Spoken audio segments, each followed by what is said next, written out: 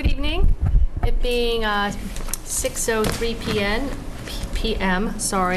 on Tuesday, September 5th. May I have a motion to accept the agenda? So moved. Second. Second by Mr. Harris. All in favor? Aye. Are there any walk-ins this evening?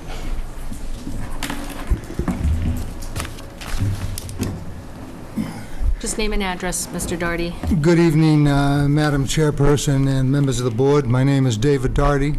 I live at 122 Gilson Road. Before I say what I really came to say, I was only woken twice since I saw you last from the wind turbine. I'm not sure if that's an improvement or not. Anyway, we all know that something seriously is wrong out there with that wind turbine. Or you would not have implemented a noise mitigation plan if you thought differently. Even the deputy director of the DEP has gone on record to say, and I quote, "General rule, Mass DEP has found that consistent community noise complaints are indicative of non-compliance with our state noise regulation." Now, provision 10 of the special permit to Scituate Wind requires noise compliance testing if you get any complaints, and 15 states that the owner of the turbine will bear the expense. But be aware, in 2013, and it was no surprise that the wind turbine owner nominated Tech Environmental to perform those tests, and much to the disapproval of the community group, the Board of Health agreed. Note also the pre-construction testing was also performed by Tech Environmental. The fact that the owner of the Scituate Wind was allowed to use Tech Environmental to perform the compliance testing rather than to consider an independent engineering firm is in clear conflict of interest. You have to consider it's in the best interest of the turbine owner and Tech Environmental to have those test conclusions both agree. The Cape Cod Times reported that the DEP made Tech Environmental remove any reference to DEP approval of Tech Environmental's testing protocols for the post-construction noise testing at First Generation Wind in Plymouth, where they're having difficulties now. Why do you suppose they did that? They realize something's wrong with this Tech Environmental and the way they perform their tests, that they're probably supportive of the wind industry. Even peer reviews by reputable independent sound testing professionals agree that Tech Environmental's testing protocols are flawed. I come before you tonight with a formal request for you to hold a hearing to determine who you could give a contract to, or an independent professional to do independent testing that's not connected with the wind industry. Even if the wind turbine owner were responsible for the cost, you certainly have sufficient funds that have been generated from the wind turbine to test itself. On the second note, I'm going to submit that, I give that to Lorraine, yep. On the second note, I have here the legal handbook for the Massachusetts Board of Health. It's compiled by the Massachusetts Association of Health Boards. And in here, it discusses the right of the Board of Health and town officials, any town official, to declare noise as a nuisance and the right to order that source of nuisance to cease operation. It cites many precedents where the actions have been taken throughout the state. I believe I've read a dozen in there. I've photocopied the pertinent sections for you, those which I'll give to you that you can read. This is a handbook that all Board of Health go by, or they should anyway. A lot of time and effort was put into compile that. It cites the precedents, even precedents where sources were legally built on properly zoned property, such as what we have here in Scituate on commercial property. Homes over a mile away were found to have a nuisance complaint, and the courts have shut that thing down, and the Board of Health has done it. They have the authority, the Selectmen the authority, anybody in the town. I also have, which I'll give to you, a brief of Judge McDonald from Plymouth, where he concluded that the two wind turbines were a nuisance because of noise to the residents around it, and he ordered the two turbines shut down, and it was not appealed by the town. I'll submit that to you also.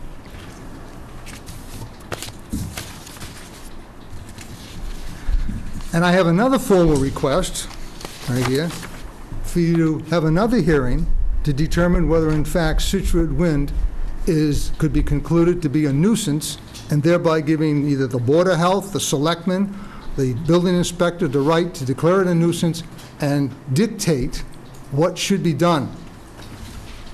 Either of these actions will put the town in financial and legal control of the turbine and allow you, the officials, to send some relief to myself and my neighbors. I saw you had a big agenda, so I tried to keep it short.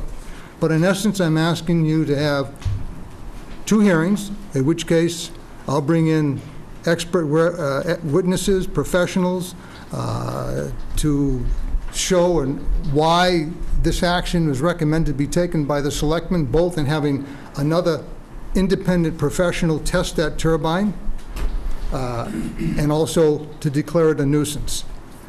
The wind turbine has the town over a barrel, so to speak. And we have to get out of that poise. We have to get out of that so you feel comfortable about doing something about it and not feeling that's going to impact the town financially as it will. I'm not saying you should do that or shouldn't. I'm saying you should be doing that anyway, but I know it's a difficult decision on the part of the selectmen to do something that can have such a financial impact. This will allow you to make those decisions without worrying about the money. Do you have any questions? Nope, as long as we can have copies of all that, the record, and then we can all take a look at it. So I know you've got it over Sure. there for Lorraine. I give you this, but it belongs No, you to a keep that. health I'm agent in the sure. town. I Yeah. don't want to mention. She wants it back. No, that's fine, that's fine.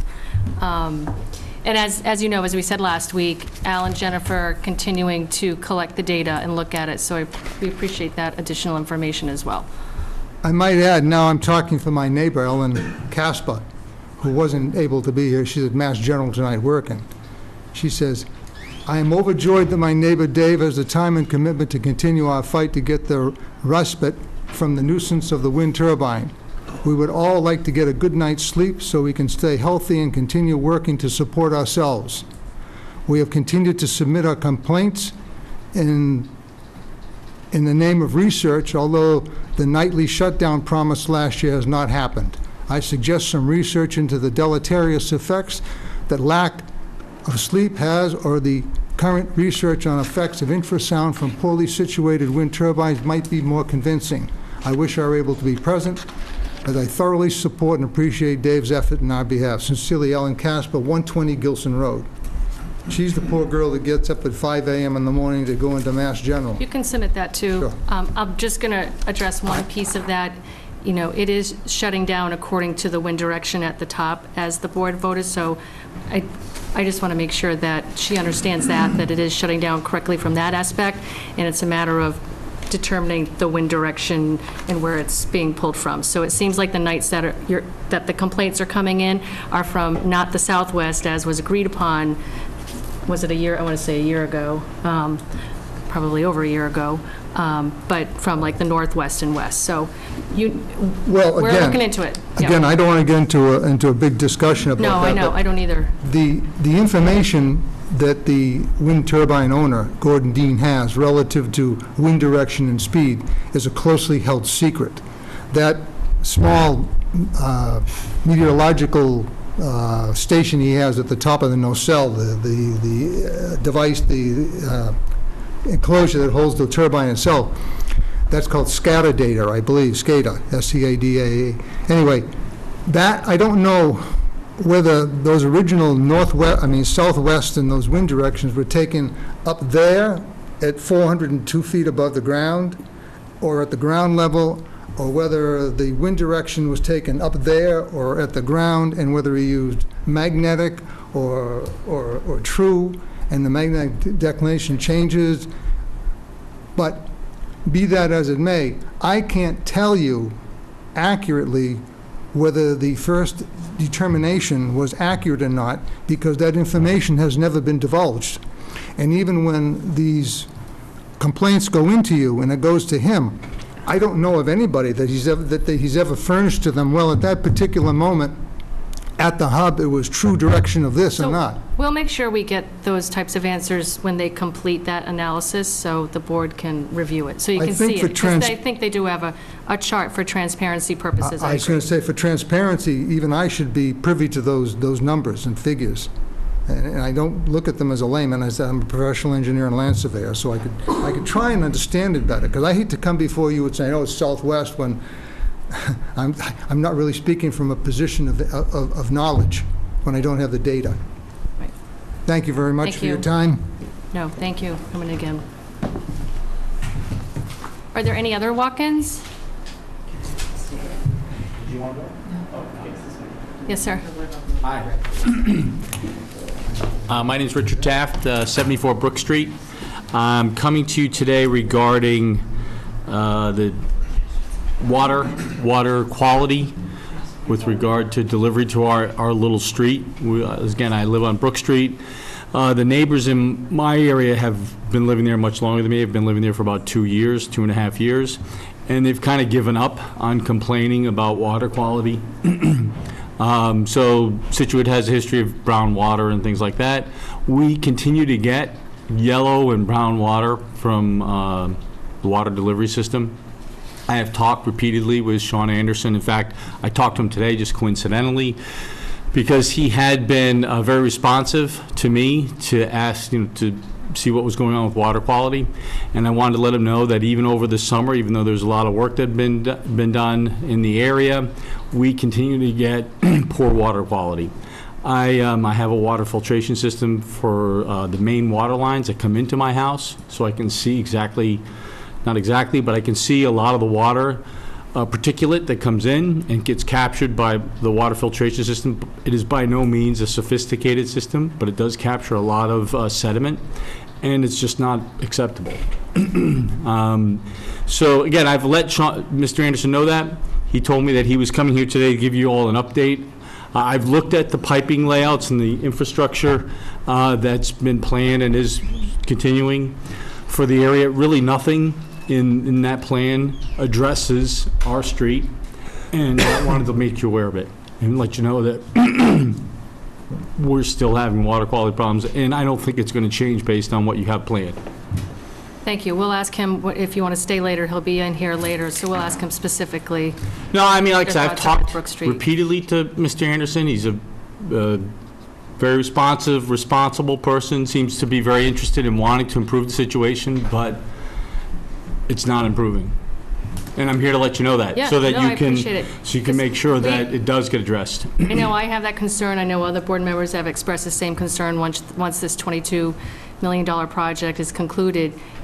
At what point do we evaluate it and look at the next phase if it still hasn't eradicated some folks like you and your neighbors on your street? Okay. So it's definitely on top of everybody's mind here. Water quality, a properly running sewer treatment system are top of mind. So when Sean comes back in, we'll review that. Okay, And I can get back to you, Mr. very Taft. good. Thank you. Okay, All right. thank you for coming in. Are there any other walk-ins? Okay. There being none, Trish, the report of the town administrator?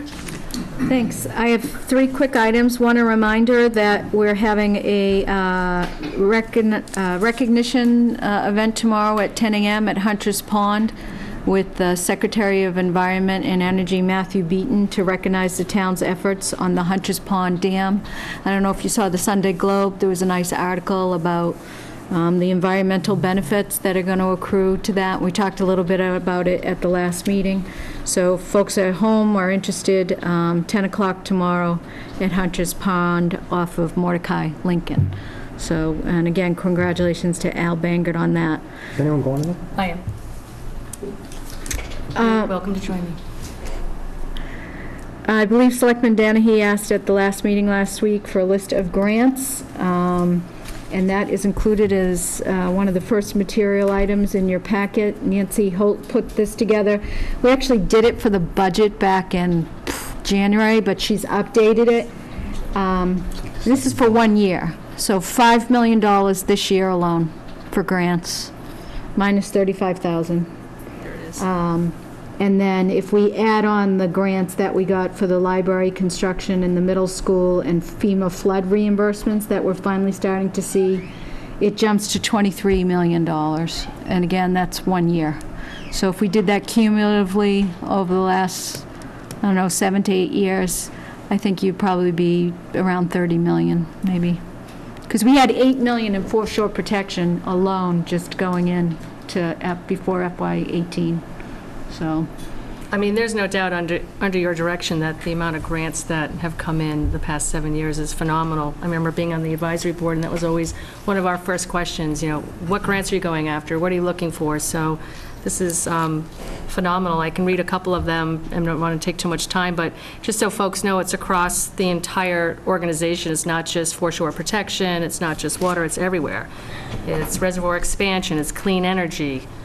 It's, emergency preparedness, Health and Human Services for a COA, the Council on Aging Formula Grant, Cole Parkway Marina Piling, huge grants. Assistance to firefighters, $230,000, so it's a large, large list. Did the board have any other comments that they wanted to share? It's great. so again, this is a lot of the initiative on the part of staff. Chief, particularly fire department, has been handling their own grant applications for a year. Obviously, the addition of Nancy Durfee has helped. Your office initiated the ESCO program that we're getting $300,000 grant a year to do the energy improvements. Those are some of the bigger ones. Thank you, Trish. That's great, Yeah, thank it's you. impressive. Sean, you know better than me, but 10 years ago, how many grants? Not many. Not too many. Not too many. And the only other thing I wanted to update the board and give a reminder to folks is residents have until September 15th, which is a week from Friday, to fill out the Council on Aging survey on the town website. They can also fill out a hard copy at the library and the Council on Aging. As of today, we've had 667 people complete the survey. Of that, only 12 were hard copies, so we're That's good. inputting those right into the Survey Monkey. So they get delivered to us each week in a sealed envelope from the Council on Aging and the library. There's also hard copies people can fill out in the town clerk's office. From all three of those folks, the first 2 weeks, we've gotten about a dozen. And Michelle in my office will hand input that into the Survey Monkey. So when it's done after the 15th, you'll just get one document.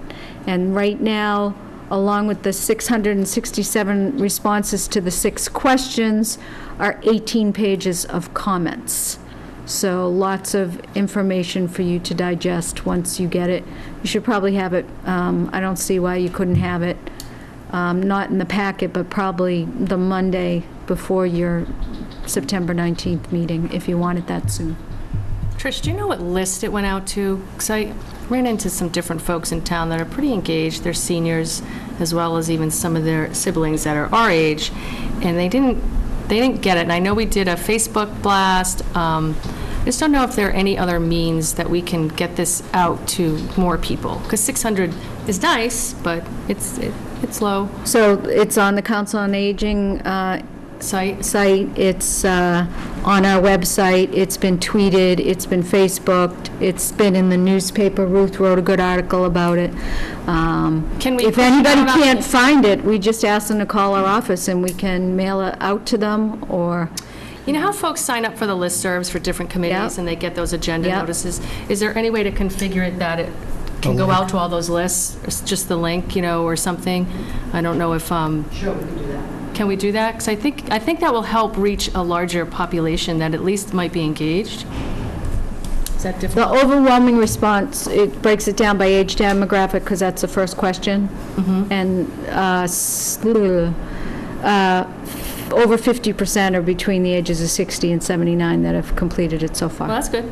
So it is getting out to, When did it go out, Tricia? I would want to say 3 weeks ago today, or 2 weeks. It went out the day after, not your last meeting, the meeting before. Yeah. Yeah. So that's really not a good turnout so far. 600 people in 3 weeks, you would think there'd be more. more buzz about it. So I don't know if we can repost them on Facebook and Twitter, try and get it going out every week. And Ruth, if there's anything you can put in to get just, I can read on everything and retweet well, just a little note Just like a reminder. of it. Do we really think by putting hard copies out there, are we afraid people will take more than one, fill it out? Well, there's only 12, Plus, so. you can Put input them it. at the supermarket, put them at the post office. That's where everyone goes. But are you afraid that, they're going to get a dozen? And So they're coded. The hard copies are coded. And what we encourage the people to do who go to the Council on Aging in the library is we actually sit with them and help input it into the computer. I mean, I think that's, if someone wants to do it, you don't have to look too hard to find it.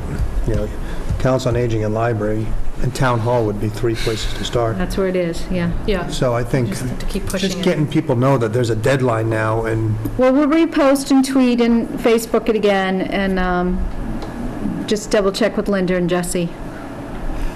That'd be great. yeah.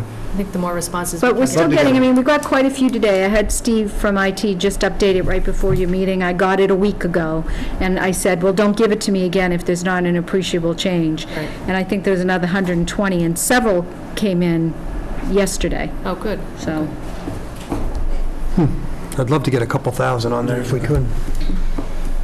That's it. Yep, okay, so if folks can just remind their friends, their neighbors, anybody who votes to go and take the survey, it'll help us make a better informed decision. Anything else for Trish?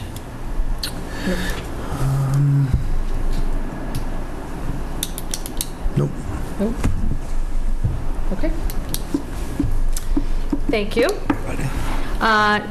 Next item, Chief, is a discussion and vote for an acceptance of donations to the Scituate Fire Department. I mean, you don't like Do you want to come up? force people to do it. It's like- just an option. Hi, John. Hi, John. Chief, how are you? Great, thank you. So we have some donations asking the board to accept in memory of Jessie Morrell. I believe Jessie Morrell was a late wife of Jerome Minahan, who worked in the fire department from 1960 to 1974. In lieu of flowers, they asked they make donations to the Scituate Fire Department. To date, we've received $945. So just asking the board if we can accept those donations for the fire department and make good use out of it.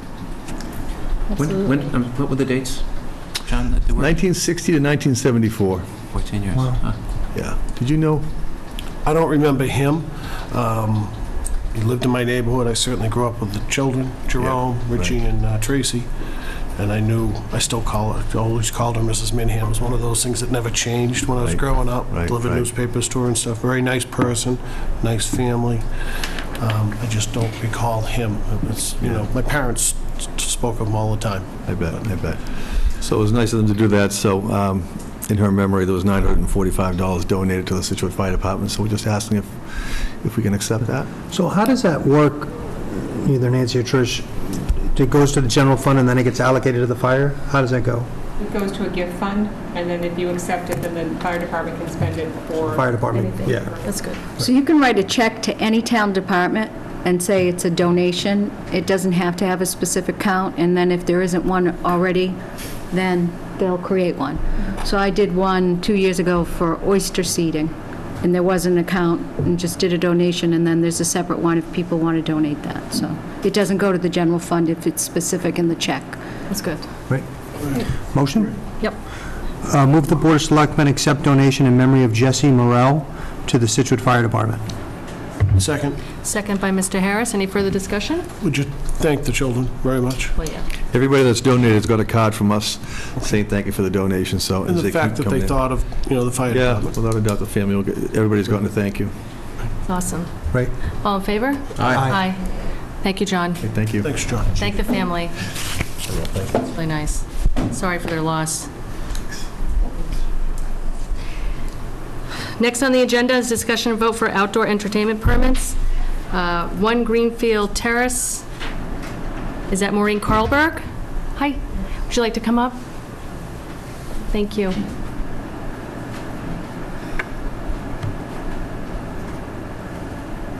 Maureen, just your name and address. Maureen Carlberg, 1 Greenfield Terrace in Scituate. Great, so you have a permit here for entertainment for a DJ. from 2 PM to 8 PM on Greenfield Terrace. You've spoken to all your abutters. I mean, it's in the middle of the day, so it doesn't seem to be too bad, too much of an inconvenience. I don't have any issues. Does anybody have any questions for Maureen? No, not at all. It's for a wedding reception? Yeah. Congratulations. Motion. All right, do I have a motion? To grant an outdoor entertainment permit for DJ or iPod with speakers for a wedding reception on September 30th, 2017, at 1 Greenfield Terrace from 2 PM until 8 PM. Second. Second by Mr. Harris. Any further discussion?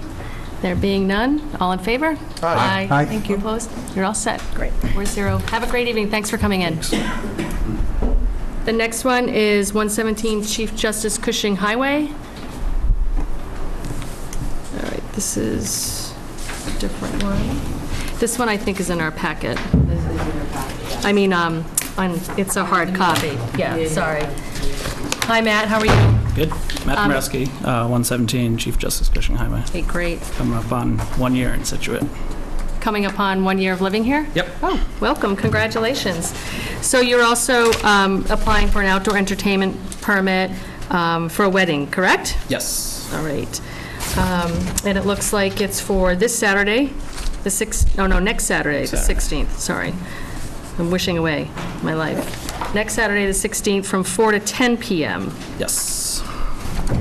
The right ones for DJ. And, as well. excuse me, it's for a DJ? Yes. And you said that you informed the abutters both by writing and also in person? Yes, we're on a three house shared driveway, so we've Oh, okay. notified everyone in person, and then some others around the neighborhood as well. All right. And they were all good with that? Yep. Just one quick question, Matt. Do you parking? If this, can you go to the Knights of Columbus parking lot or something like that? If you, We could. We haven't talked to them yet. We Like have this? enough space. do you? I've never been in there, but yeah, Yep. just safety of the people going and going and leaving. Yeah, I can check on that.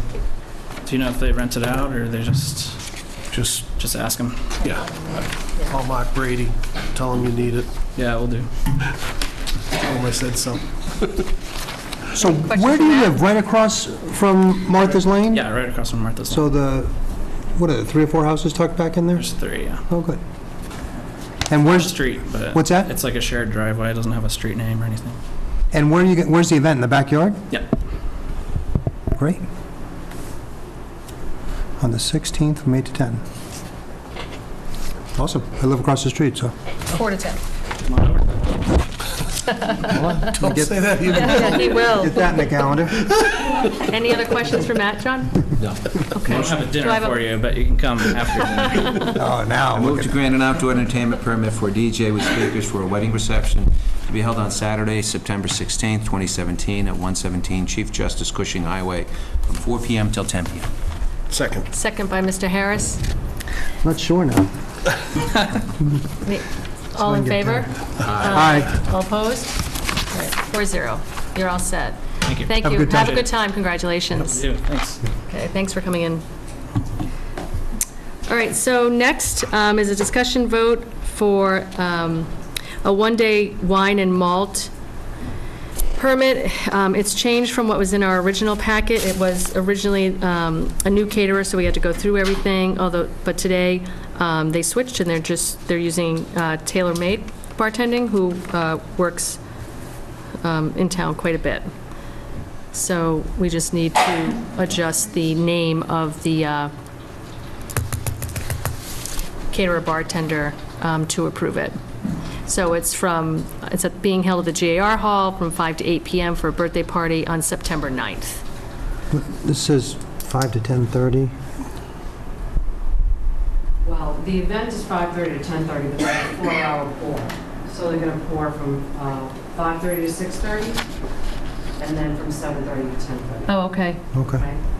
It's in the, under background information submitted on Yep. Taylor's very good. Well, they're all very good at keeping their 4-hour pour limit, Okay. so sometimes they check the hours. Here's caught serving alcohol during the day. Do you want a motion?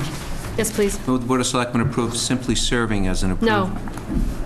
it's not simply serving, it's tailor-made. It's this one on there. Sorry, didn't mean to stop you abruptly. There was a change at like 3 o'clock this afternoon, sorry. All right, I move the Board of Selectmen approve a one-day wine and malt license for the GAR Hall located at 353 Country Way for tailor-made bartending on Saturday, September 9th, from 5:30 PM until 10:30 PM. Second. Second by Mr. Harris. Any further discussion? There being none, all in favor? Aye. All opposed? Thanks, 4-0. Lorraine, for doing that on such short notice. Oh, that just came in today, right, Lorraine? We had 2 things come in today, Yeah, thank you. so it's a lot of stuff. Unfortunately, we have to revise the agenda and all that. Thank you for doing that. Oh, you're welcome. Okay, so Bob Vogel, next thing on the agenda is to discuss the policy for the ADA grievance procedure.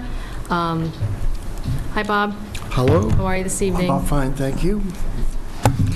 So, Chairperson Karn, members of the board, we are applying for a couple of grants to the Massachusetts ADA and disabilities folks, one for the dog park and one for the marina. And as part of that, the town's required to adopt the Americans with Disabilities Act grievance procedure. And so we have informally had such a grievance procedure for years and years, and I think it's worked pretty well. But this is a formal adoption of basically an ADA template, inserting the ADA coordinator for the town, which is myself, and of course the town's formal name in the sort of slot where that goes. Basically, it meets the requirements of the Americans with Disabilities Act. It lays out for any potential complainants exactly how to go about and who to contact in order to make a complaint. It lays out the procedure of the town's hearing and formally dealing with a complaint.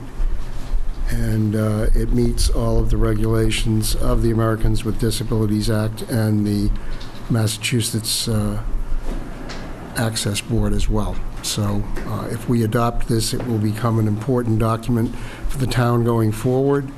It will also allow us then to complete these grant applications, both of which I think are very worthy and important to the sort of increasing the amenity of the town. So I believe you've been given a copy of the grant, a copy of some of the grievance procedure document, and a copy of some background information. If there are any questions, I'd be happy to answer them. I have one right now. Is this policy, even though it hasn't been formally adopted, anywhere on the building department's website?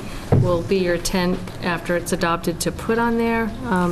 Yeah, we could certainly do that. I haven't looked into, I don't believe, it's not on the website now. Okay. But that sounds like a very good idea. It may be that we adopt a package concerning the ADA, sort of procedures and situation with the town that would be a part of our website. Yeah, I think that would be great, just so folks know Yeah, I think that's a exactly really what, good idea. because this really maps it out nicely for people to know what's needed in their grievance and what the process is and the timeline, so Yep. you're not getting an email every 12 hours as to the update, so that you have time to research it and look at it. And Right, and I think it's very good to have it out there and to have people know that there are avenues that are approved and official to go through this process. Yep. What do they do now? Basically, we receive some sort of input from an individual that feels there's a problem, and depending on who's affected, generally myself, Kevin Cafferty, maybe Kevin Kelly, look into the problem. We try and remain in contact with the person, and depending on which direction it goes, it may end up in front of the AAB. It may simply end up being solved, if you will, internally, but that's generally the process. Okay. Sean, any questions?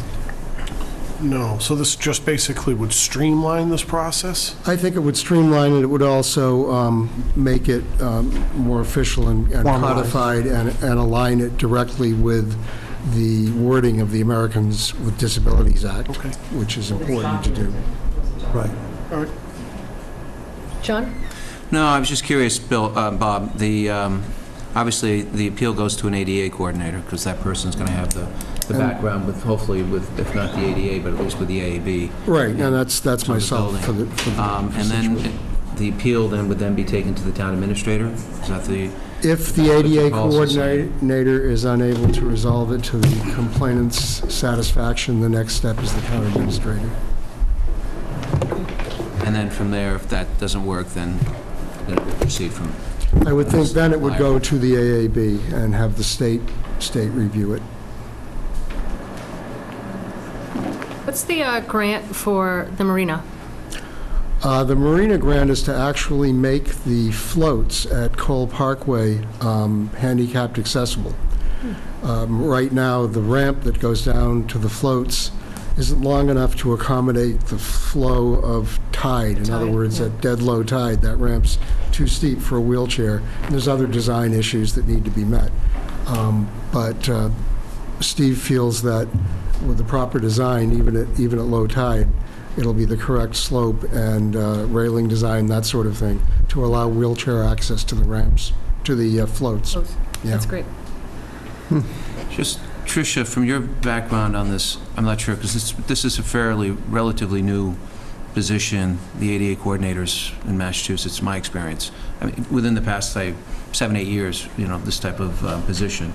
My question is, what are your thoughts of the appeal from the ADA coordinator to the town administrator? Given that, and I'm only saying from the perspective of, it is somewhat of a technical area legally, and again, this is nothing against town administrators, but do they have the sufficient background? Whereas, would it be better to have a 3-member board, somebody from maybe with some kind of like Commission on Disabilities background, a third person, and then somebody from the building department, if there was some technical background? I assume the ADA coordinator, in your case, the same, Bob, but I'm saying if the ADA coordinator wasn't somebody from the building department, would it be better to have a 3-member board? It's up to you. How long have you been here, Bob? 3.5 years? And how long have you been the ADA coordinator? 3.5 years. So I was the I think. ADA coordinator, and Rick Agnew was before Bob came. And when Bob came, he had such great experience being an architect that I delegated it to him. But I don't see anything that would prevent the board from creating a tripartite committee to do it. I'm only saying it because I'm like, Yeah. I've dealt with it in other towns, and with all due respect, Bob, you have the background. A lot of these towns don't have the background with the ADA, nor do they have it with the AAB, and that's where I'm just kind of like sitting here going, I just want to make sure that, obviously, the ADA coordinator has the information, and if he or she makes a mistake, it just doesn't get kind of like swept under, and then it proceeds up. Sure. Or there should be more of a technical, and I hate to belabor this, but I'm like, does somebody have disability background? Does somebody have, I say legal, from the legal end of things, but that's my only thought on it. I think it's absolutely necessary. I think it's great we codify it, because there should be a process in place. Yes, absolutely. And this is related to town public property, not necessarily private, which is a whole different other ball of wax. Although, yes, it can fall into privately held property used by the public. Public, For yes, instance, a I agree. restaurant, that sort of thing. I don't know, just my thoughts. I'm all for it. Yeah. Just, Well, I guess if the town administrator didn't have the technical expertise, she'd defer it to, or he'd defer it to the state, right?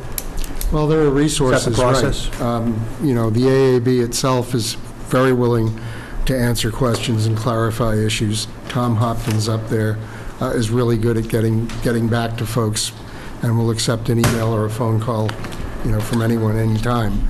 So that's a real resource. Jeff Dugan from Scituate is a real resource.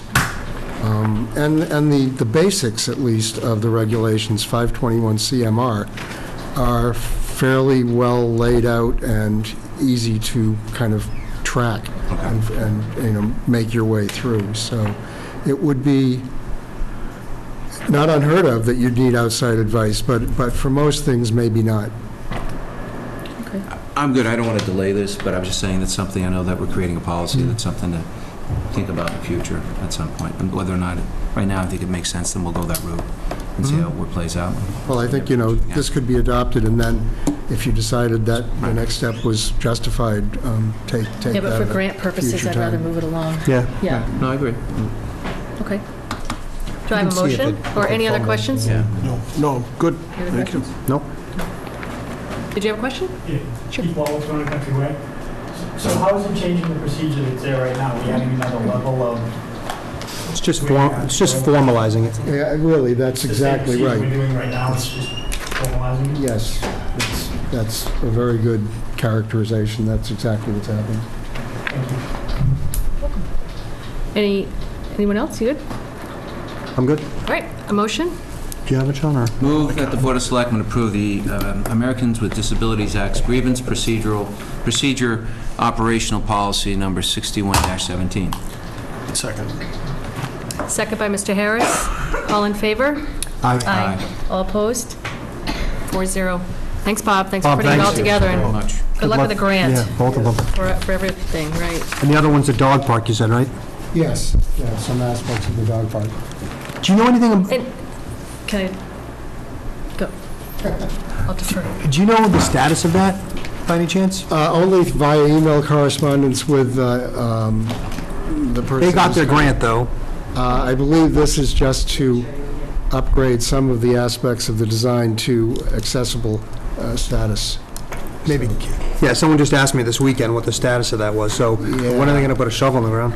I'm not that Look at you, plugged into it, Yeah. to tell you the truth. Okay, thanks, Paul. No problem. And if you can put that, a link on the building department page, that would be great. Yeah, Awesome. I'll see that's done. Thank you. Thank you. Thanks, Bob. Thanks. While I just asked it, can Karen give an update on that thing, or? I can just Sure, answer the go ahead. question simply. The fact is that the money wasn't available until July 1, so, that's not a lot of time. We're only in September 5th, so I'm sure they'll start making progress, but then they have things they have to do to make it go. They're working through all the permitting and all that stuff. Yeah. Great. Thanks, Karen. All right. Discussion and vote on the Horsley-Witten peer review contract amendment. Brad? Hi, how are you? Hi, Brad. How are you Good this evening. evening? How's it going? Good, how are you? Good. So we submitted, and it should be in your packets, proposed amendment to the consulting contract with the Horsley-Witten Group. And this is the peer review consultant that's doing review on behalf of the town for the Toll Brothers Seaside at Scituate project. And they're providing peer review services for both the Conservation Commission and the Planning Board. The original contract, which was in your packet, which is 17 PB1, had a contract limit of $49,500. And the proposed change order is to modify that to allow that value of the contract to go up to $75,000. And if you look at the original contract versus the change order, all of the tasks are saying the same. I think essentially just because of the complexity of the project, we're proposing to add funds to each task just to make sure that we have enough funds to cover the rest of the review. In terms of planning board, we still have, meetings to go, additional things to be produced and reviewed, and Conservation Commission, has the same kind of level of effort in front of them. So just want to make sure that we have the funds necessary for the town or for the project to proceed. And this just, as you know, or probably already been told, all of this funding for the Horsley-Witten contract is provided by the applicant. So this is additional funds will be coming from them as well. Right, so they cover the expenses and they cover any increased expenses. Yes, right. and also That's what included in I your read. packet tonight is a support letter from the applicant saying that they Saying they support will. this. Yep. I saw that. Okay, perfect. Any questions for Brad? What are you doing that's gone above and beyond what we put initially? Again, I think the original estimate may have been low, and I think given the complexity of the project, so I attended my first planning board meeting 2 weeks ago, and I think just the amount of attention we need to pay to some of these issues may have been underestimated. So again, the $75,000 will be not to exceed, so I think it's almost certainty that we'll go over the $49,500, but I would imagine we'd probably come short of the $75,000. But again, we just want to have that kind of buffer in there, just in case. Okay. Brad, question. I guess if you could give me an answer, that would be great. The brownfield that was existing there in the past, when they initially were going in with a prior project, what is the status of that? Has that been remediated? Is it in the process of being remediated? Or, and I'm talking about, there used to be like a little lagoon where they kept some of their solvents that they were forced to deal with. And do you know what's going on there? I know a little bit. So at the last planning board meeting, a consultant from GEI came in and talked about documentation and then planned remediation activities during construction. Yep. So again, I could forward the board the GEI section of that report. Keep us informed about the quality of what's being removed. And obviously, I'm assuming they're going to be putting some monitoring wells in to test, I assume, or that's the remediation of it?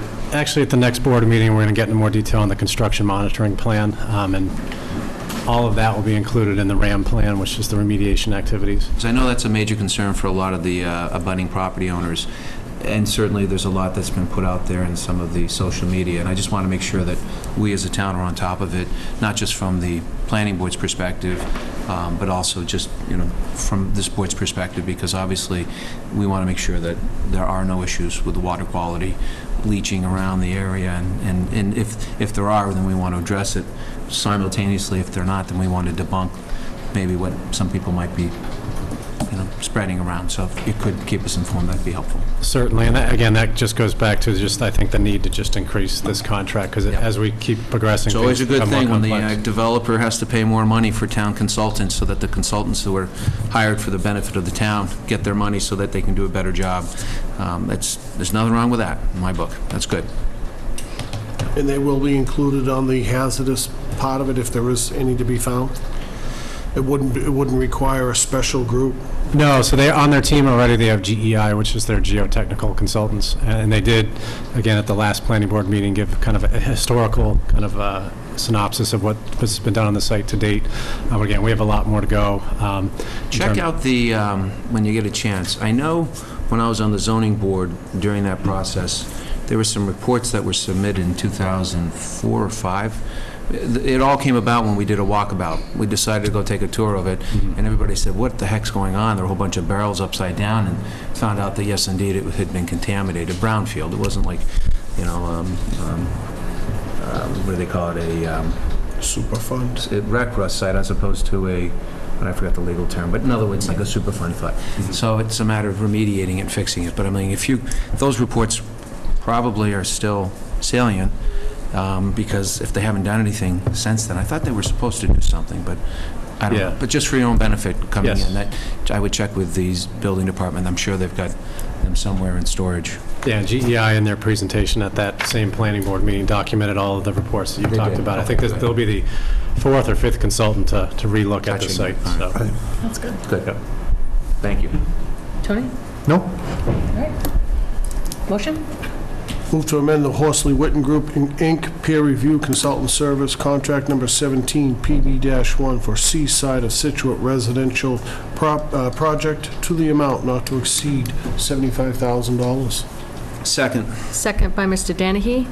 Any further discussion for Brad? No? All right. There being none, all in favor? Aye. Aye. All opposed? 4-0. Great. Thank you very much. Thank Have a you, good night. Brad. Next is discussion and vote on interfund borrowing. Pam Avatable? Did I pronounce that right? Avatavali. Avatavali. Come on, Miss Carden. I know. No problem. Did it too the other night. Come on, I'm Italian. I know. I'm sorry. That's unnecessary. Okay, I am. All right, Pam. Okay, Mara. Good evening, gentlemen, and Mara. I'm here to ask for an interfund borrowing from 2 previous articles that were approved at a town meeting. One is on the November 2013 special town meeting, Article 12, where $12 million was approved for the library renovation project. As you know, the library is all set and looking beautiful. We are just working on a few things that still need to be satisfied until we receive our last grant payment. So in order to pay the contractors, we would need another Nancy has asked for another $250,000 to be as an interfund borrowing against stabilization in order to cover those expenses until the town receives its last grant payment. I've spoke with Jessie Fine, the director at the library, and she doesn't expect that project until the final payment until late fall, when the final issues are resolved by then. But hopefully we'll get it before then, but we're working on some issues there, so. What percentage of the grant are we waiting to get? We're waiting to get the last payment Okay, of the grant. all right. How much is And that? how much, do you know? Sorry? It's 997,000, Yeah. it's the last 20%. What is it? 997,000, it's Okay. the last 20%. Okay, perfect. And then what, And they're not going to... is this 3.3 million our stabilization balance? No, right? What is that? Is that what, so what will our balance be after, if this gets approved? Just thinking of, we have, on that sheet that I have you guys yeah, I'm just, sign off on. All right, what page are we on? Because I'm looking at 400 and like the... it's two, she's just going Yeah, over I'm the first one. I'm just There's another one as well. asking for the library right now. 50. 53, 54? She's just going over the library piece right now. So we're just borrowing against stabilization, but probably we're not even going to have to ban this because, in future borrowing, because we'll get the 997,000 and that'll clear it up. I mean, hopefully we'll never have to really borrow the money. We're just borrowing it now to pay it back later. Right. So we don't really think that that's going to be an issue. 2.9 2.9? Okay. All right. between the two of them. And then the second piece, Pam, was for, The second piece... oh, okay, wait, I'm Just sorry, a Tony quick has a second. question. So there's $700,000 that we're still getting, or nine, did you say 7 or 9? I'm sorry. 997. 997. So have we spent all that? How much is going to be left over when? We have a $12 million authorization that from all sources cannot go over that. We've spent about 11.4 million so far. Is that the money they gave us? Yes, with the 900,000 we've gotten from the foundation so far. But we still have a little bit outstanding to the general contractor, to the HP Communications, which is another contract we have outstanding. So just to settle the final bills, we're not going to be at the $12 million mark. Probably. So are we going to be on budget? Yeah, we're definitely on budget. We're under budget, yeah. We're on, by how much? Let me put it this way, we're under the $12 million. That's a more accurate statement. Yeah. Well, explain it to me then. Well, the project's still not closed out. Right. So there's a number of change orders that still need to be completed and some other, if we have money left over to reconsider. But, I mean, we won't be over the 12 million, but I don't want to mislead anybody in, like the public safety building, and tell you there's going to be a couple of hundred left over. It will be very close. Right now, after the change orders and some other things are backed out, if they kick in, the balance is around $23,000. So there'll be 20,000 was left over. We're also... Right now, yeah. We're also expecting money more from the foundation, too. I mean, Les Ball still has money put away for that also, which will go towards this. Right, but we borrowed without taking that money into account. I mean, Yes, we did. We Authorized. borrowed it, taking that money into account. but we have authorized $12 million. Correct. Right. Right. We've borrowed, 5. say it again? We've only borrowed 5 million. Right, from the we're going to library project. spend 12 million, but that very little, only 5 of that is the town's money. Right, 7, the grant, and then the money that Yep. they, Correct. So 5, 5, and 2 in a perfect world. 5 from us, 5 from the grant, and 2 from private donors. okay, and we've spent how much? Right now, 11.4 is what's gone out the door. We still have some open contracts. Right, but they haven't given 2 million, right? The Foundation has provided us with $900,000 in cash to date. As of their last report, they said they had commitments of 1.4. So what will happen is when we permanently bond the rest of this, if we get additional money from the foundation, it will just be received to write down the debt budget line item to do that. We haven't converted, that's, Pam, what Pam's saying is we just need to pay our bills right now, and then I when we understand. get the final reimbursement from the library, we'll still have some closeout items, and what's left over, we'll have to So I'm bond. just, with the math, 5.5 and 900,000 is 10.9, and you said we've spent 11.4. So we have a ban outstanding right now for 1.3 million. Because at the time that we issued that ban in June, because we didn't have the fourth payment from the grant, which has since come in. But we have also made major payments to the contract. So there's a ban of 1.3. Right, so when this ban matures in February, one of the things that Pamela will be looking at is how much of this grant that we received, this last almost $1 million, will also write down that ban, and we will not have to roll. And at the time, Pam will be having a discussion with the board about what do you want to do with what's outstanding. At the same time, we'll be having a discussion with the foundation to see if there's any more, if they're ready to provide any more further funding. Because the board may decide that they don't want to long-term borrow the balance of the library project, depending on what's left that's to be fundraised.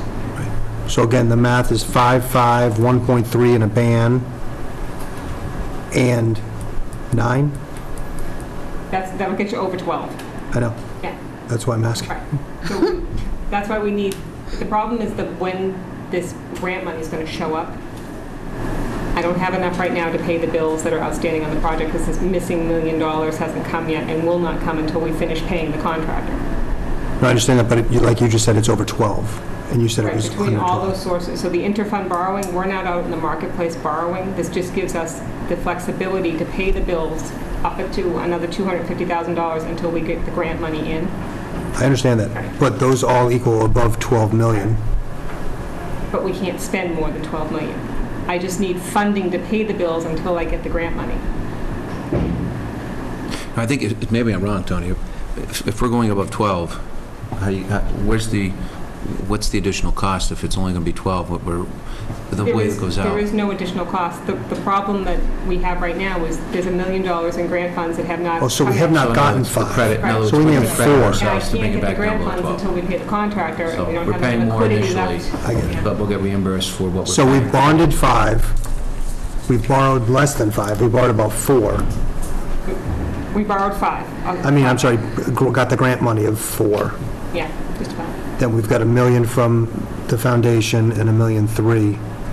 Okay, so that gets us to the 11.3 that So when we're... we get this last $997,000 from the grant, that covers this 250 plus towards that 1.3 million in ban that we will not need to roll the whole thing, or maybe not roll any of it, depending on what comes forward from the foundation. And that's the last grant money that payment That's the is end supposed of to... it, yeah. We didn't float the whole thing because we never knew how much money we were going to get from the No, I get it. foundation. The number just wasn't working. Now that the because I- project's done, in February, we'll know how much remaining we actually have to long-term borrow. And then if money comes in from the foundation after that, it'll just write down the debt service. Okay. Sean? So we're going to hold back something, Nancy, Tricia, until these punch list things are... Yeah, and we have some legal costs, too, that are going to have to come out of that, too. Okay. Yeah. Great. That was my only thought. Okay. So that was a library explanation. Yeah, and the second one is approved this April in the town meeting, the annual town meeting for the infiltration inflow at Cedar Point for $2.5 million. Kevin Cafferty, the director of the DPW, has asked for $188,000 now to cover the engineering on that project. So I'm asking for a total of $438,000. Okay. Nobody's here for any questions? Pam, about yeah, that? can you refresh my memory on the article? Yes, FF. it was the capital improvement, Article 3, Yeah. FF, Yeah, the purpose of infiltration inflow at Cedar Point. it's only 2.5 million, that's all it was? 0.5 million, that's all it was. That was authorized at the town meeting. All right, okay, good. I don't understand it, but I know what I&I is, but is that, would that, and I don't want to get, if Kevin was here, I'd ask him, but. He's here, we can go get him. Get him? Nancy's got her hand up, she may. All right, Nancy, is that, It's to replace the sewer line at The Cedar sewer Point. line, right? Because that's the one that's 17 feet down. that's right, that was my It's a question. major source of I&I. So they switched their I&I approach from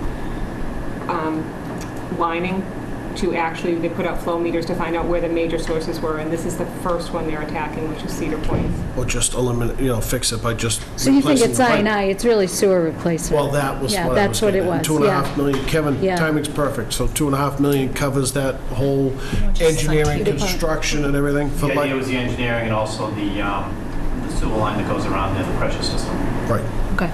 Question, Kevin, with that, I know this is just the engineering, are we going to go curb to curb when they dig that trench? In the end, we would repave the roadway, and we would, now, that would come out of our highway fund. We included the money for the sewer, and then we'd see where the bids came in, and we could go curb to curb with our... I'm just throwing it out there only because going forward, I know we did the water lines, maybe we might want to think about that, considering a lot of people use that a lot. Yep, no doubt. But Kevin, if it comes in under bid, you can utilize that excess Towards for the paving also. curb to yes. curb as well. Yeah. It's not a very wide street, so I think, Well, no, they're not, but it's one of those things where you could get creative with like a reservation lane for walking because there's no sidewalk out there with painting and because a lot of people walk out there and it's towards the end of the Run. bike path on Jericho. It's just It is. We've something looked to at think it a about as we couple deal times, with it. even if we could do some sort of, it's really, really tight is Yeah. the issue. Yeah. Schedule, Kevin, if we're, this is, 188's for engineering, that's what Pam's asking us for. We're engineering, we'll get the plan put together, and we'll evaluate it. Maybe we can go as early as the spring. We'll look at timeframes of what we can do construction-wise, and we'll go from there. Your best guess, current contractors can do 200 feet a day, but not 17 feet. How long would something like that take? Because I don't, you have to, you cannot do it Memorial Day to Labor Day. We cannot, not out there. We can discuss it when the construction contract comes up. Okay. But where this is only a 4-foot line, we're not going down 17 feet deep. Our thought Oh, was that's right. the main line could go in there pretty No. quickly. We're leaving it. Yeah, right. The biggest issue we'd have is connecting up to the individual houses because we have to have feedback from the residents on how to check it out and how to connect up to each different house.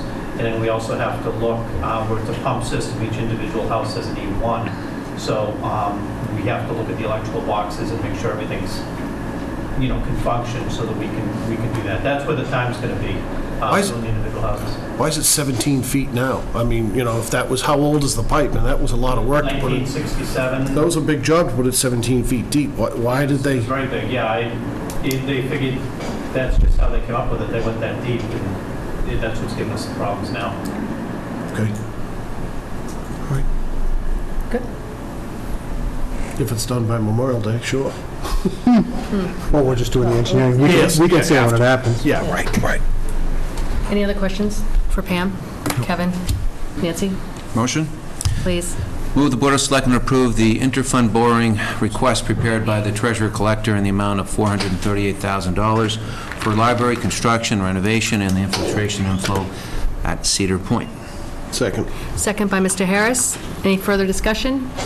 There being none, all in favor? Aye. All opposed? 4-0. Thank you, Pam. Yep. Thank you, Nancy. Have a great night. Okay. Next on the agenda is a 7:20 public hearing, discussion and vote for the O'Callahan's change of license category to an all alcohol. So, Madam Chair, just as a point of order, I Yes. don't think we can get started at 7. Oh, because it's not 7:20. We are ahead of schedule, so we'll have to wait.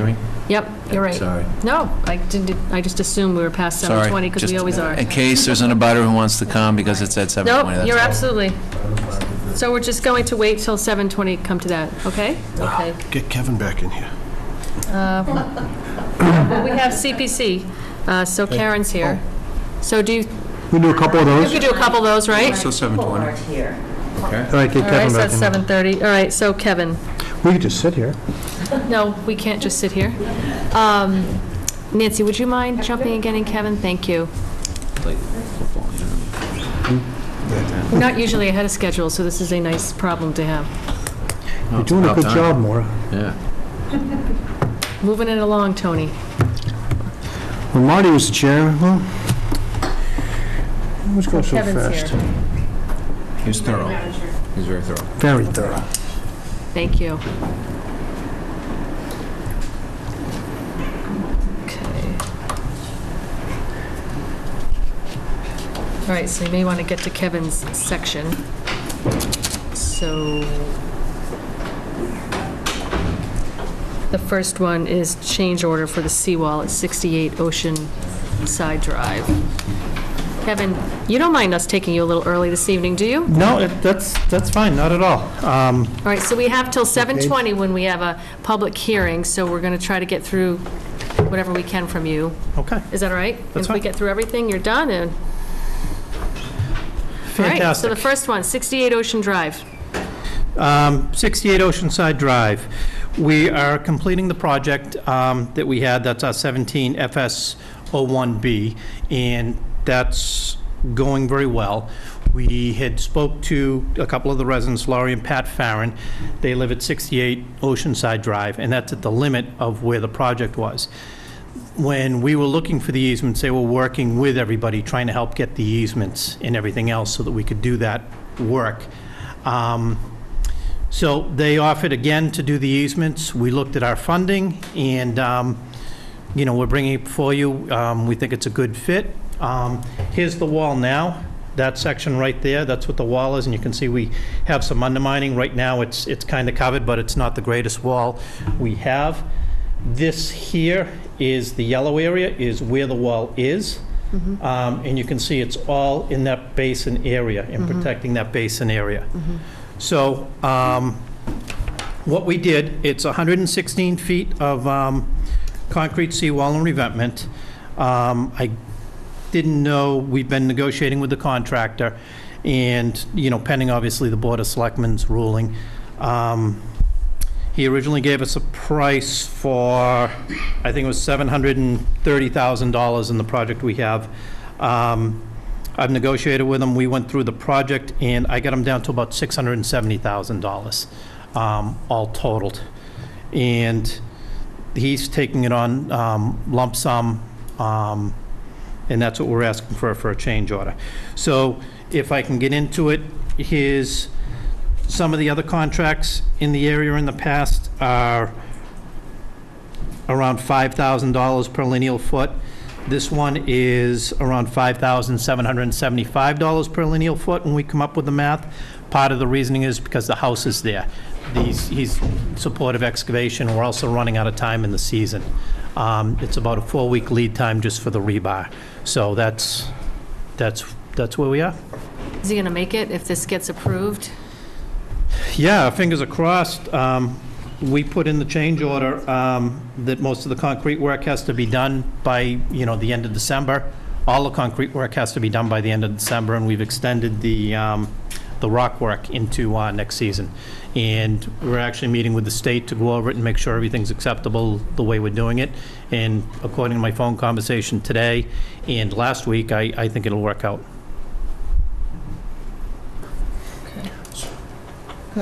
Yeah, so give a little, so you want a change order for $670,000. Correct. So what has been funded so far? It doesn't include that yellow spot? It doesn't include that yellow spot, correct.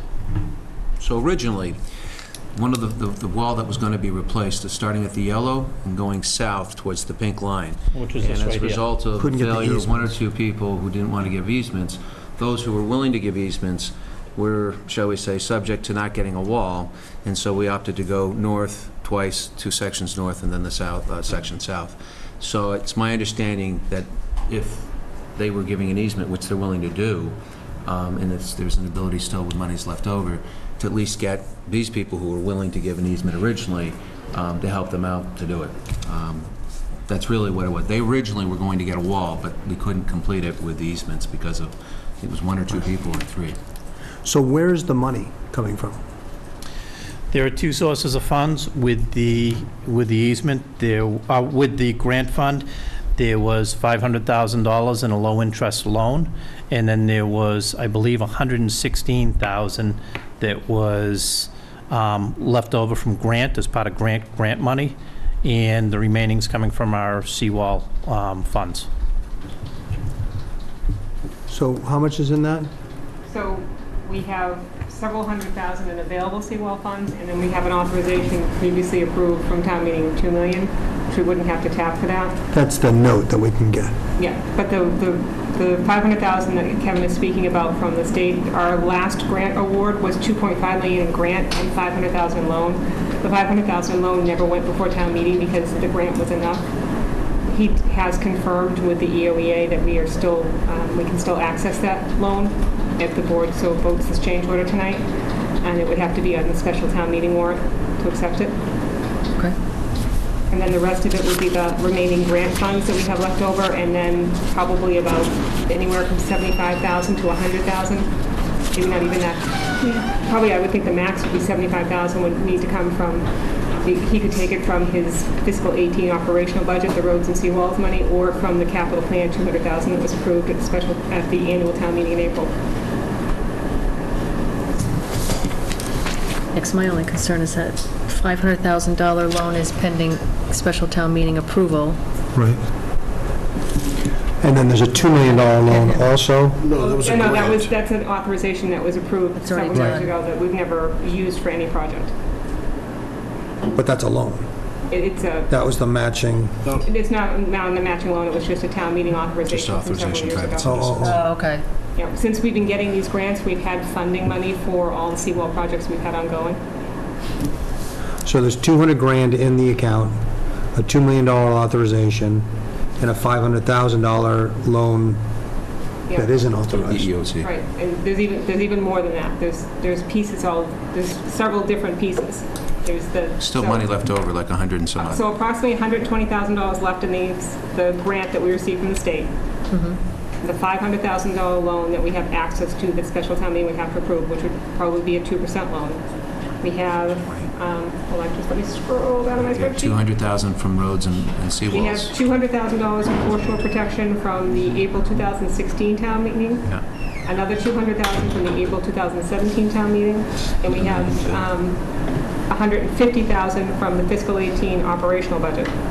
So all those combined About $1 million. could be put towards this. Say what that 150 was again? So the 150 is from the fiscal 18 operating budget, the roads and seawall money. You got close to 1.17 Yeah, something in funds. We have enough available funds to do it.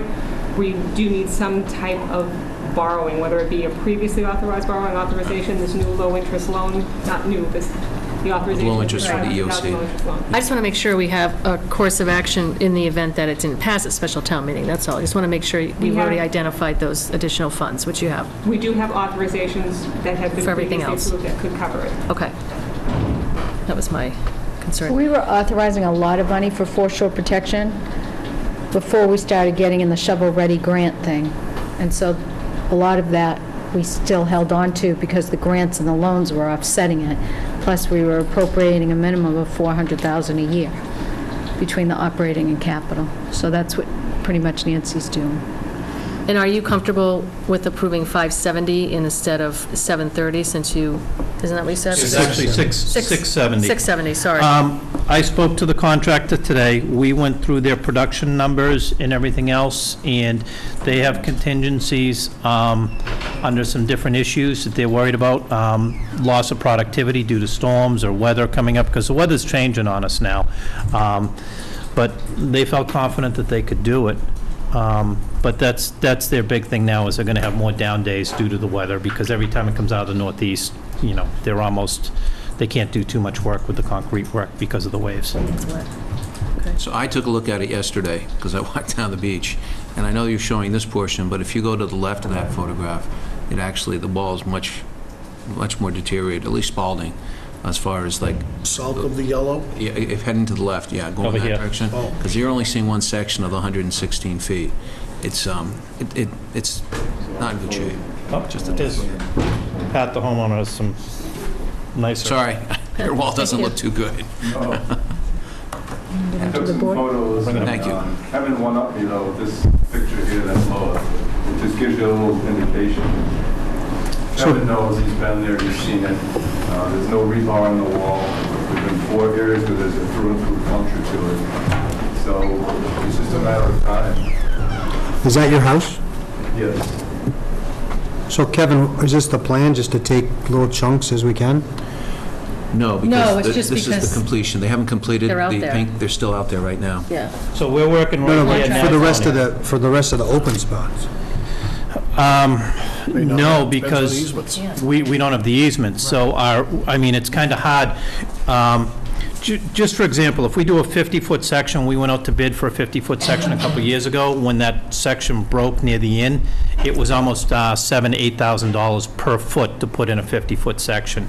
By doing larger sections, we're able to bring the cost down to, in this case, $5,700, or even less in some areas, depending on what it is. Yes, Mr. Harris. When I hear, Tony address the cost, but what makes me nervous is when I hear the word change order for 3 years, that's all I've listened to. And then, in a lot of ways, I think we'll all agree, that's how some contractors make money, on change orders. Is the contractor still on site now? Contractor's still on site now. Okay. And I just ran the numbers real quick. It comes out to close to $116 a lineal foot, more like a little over $130. Does this include? No, it's 5,000. No, 5,700. All right, 700. okay. All right, I guess I'm doing the footage. 134 feet, you have 116 feet, but it's pretty close. That's my only concern. They're not going to take advantage of us because you're, adding to their job. And demobilization, mobilization is a big part of it. Are there going to be rocks placed in front of it? Yes. When it's all said and done, there'd be rocks. But It'd that be might the- not happen until the spring? It might not happen until the spring, because it's consecutive how they go. For example, this area right here, this is their last pour, and then they'd work the rock out that way. If they pour this, they can't work the rock out. Do you know what I mean? They work their way out so they can exit, but they can't work with the rock if they're doing the additional How are concrete. they going to get out? They have to leave the area that they have open now and leave that open so that they can get out. I've seen the rocks coming into town. They're the size of a... They're big, yeah, we're Volkswagen. bringing in some large armor stone. Right. Do they tear this down? Tear it down completely and put a brand-new wall up. Yep, it's impressive. It's really impressive. We've had good luck with this contractor. They've done a good job. I know it's a huge number, and at first I was shaking my head, but looking at the benefits, I want to bring it before the board. At least it's continuous and it's not a piece in the middle. Right. So, have they, the southernmost pink there? Over here? Nope. North, where the yellow meets the pink. Yep. So, has that already been poured? No. Well, some of it has. They've got about another, I think it's between 100 feet left to go there, or maybe it's even a little less. I don't know. I'm a little concerned. So they can just keep going. I'm a little concerned where it would meet, because if it's continuous, they're going to run the rebar right through. That's what they do on, with rebar. They're not, you need to continue that. You can't Yep. stop it. Yep. So, I think, if I'm wrong, they poured the footing, but Okay. they haven't actually built up the wall. And what they've done around there is, unlike the one down south, they've created with steel sheathing, they've put them into the ground to create that area. So as they go, they build the footing and then build the wall above it and then the cap or the whatever it is. When I saw it, they've got some of the footings, but they still haven't gotten all the way to the end yet, which is why it's probably apropos at this point doing do it. it, right. Otherwise, I would have said, if they're just doing the section, with all due respect, just that, I'd be like, wouldn't make sense to do it right now. But they haven't gotten that close. They haven't connected the pink with the yellow. And I'm like, as they get closer and closer, now's the time to do it, if we're going to. yeah, I mean, if they knew there was a possibility of doing the yellow, then the rebar would be laid out differently, obviously. So, good. As long as I haven't been down there. And they as can long as- match the rebar. The rebar's still going to take time to get here. It's probably a 3 to 4 week lead time for the rebar. That's why time is of the essence for us, because we'll lose the season. And once they demobilize, I think the price will, they won't want High. to bring Yeah. that equipment in. Right. Yep. Well, that's what we get the money in for. I mean, if we had all the easements, we would have done it. Yeah, that would have been the first to go. The wall. And Any we've other got, questions? we've got 200, 150 just in our budget. 120 left in the grant. Right there probably comes close to doing it, and a $2 million authorization. So, Good. Any other questions? Just one, last one, the $500,000 loan, does that expire at some point in time? I mean, that's the only thing that you have to strategize as to whether you use that so you don't lose it. That's what we called to find out if we were still eligible to use it, where we hadn't previously authorized it, and we were told yes. I would assume that if we don't do it at this special town meeting, we may lose it because that grant cycle has gone beyond that grant cycle, but we can certainly investigate that with them. Okay, motion? I'll move the Board of Selectmen award a change order not to exceed $670,000 to SPS New England to construct 116 feet of seawall at 68 Oceanside Drive. Second? Second by Mr. Harris. Any additional discussion? All in favor? Aye. Aye. All opposed? 4-0. Thank you very much. Approved. So good luck. Just a point of order question, 7:20, can we be late? We can be later, right? Can we let Kevin finish, or? No, you should Or we have take to go your at hearing. 7:20? Okay, I just wanted to ask that It question. has to So- be advertised in the newspaper, Okay, so- yeah, I knew that. I wasn't sure we could be late, Yeah. though. But Yeah. Kevin, you don't mind coming back, right? No, I don't know. Do you want me to Please come would- back at 8, or do you want, or the... We'll come get No, you. come back We'll after come get you. CPC. We'll call you, yeah, Okay. because all those folks are here, too. You can grab these photos too if you want. The homeowner. Thank you. Thanks for coming in, though, for that one. Thanks. Thank you.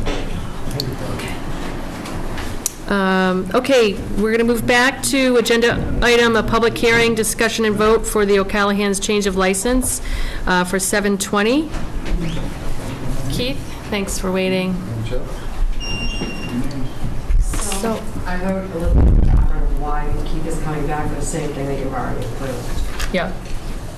So it's my understanding that because it's a change of license, the ABCC requires a public hearing, which Yes. they didn't post properly on their website, so we did not do that. So we basically just want to make sure that we're doing things in accordance with the law and doing a public hearing and giving folks, neighbors, abutters, an opportunity to be here and express any concerns or questions with regards to the change of license. That's correct. Okay.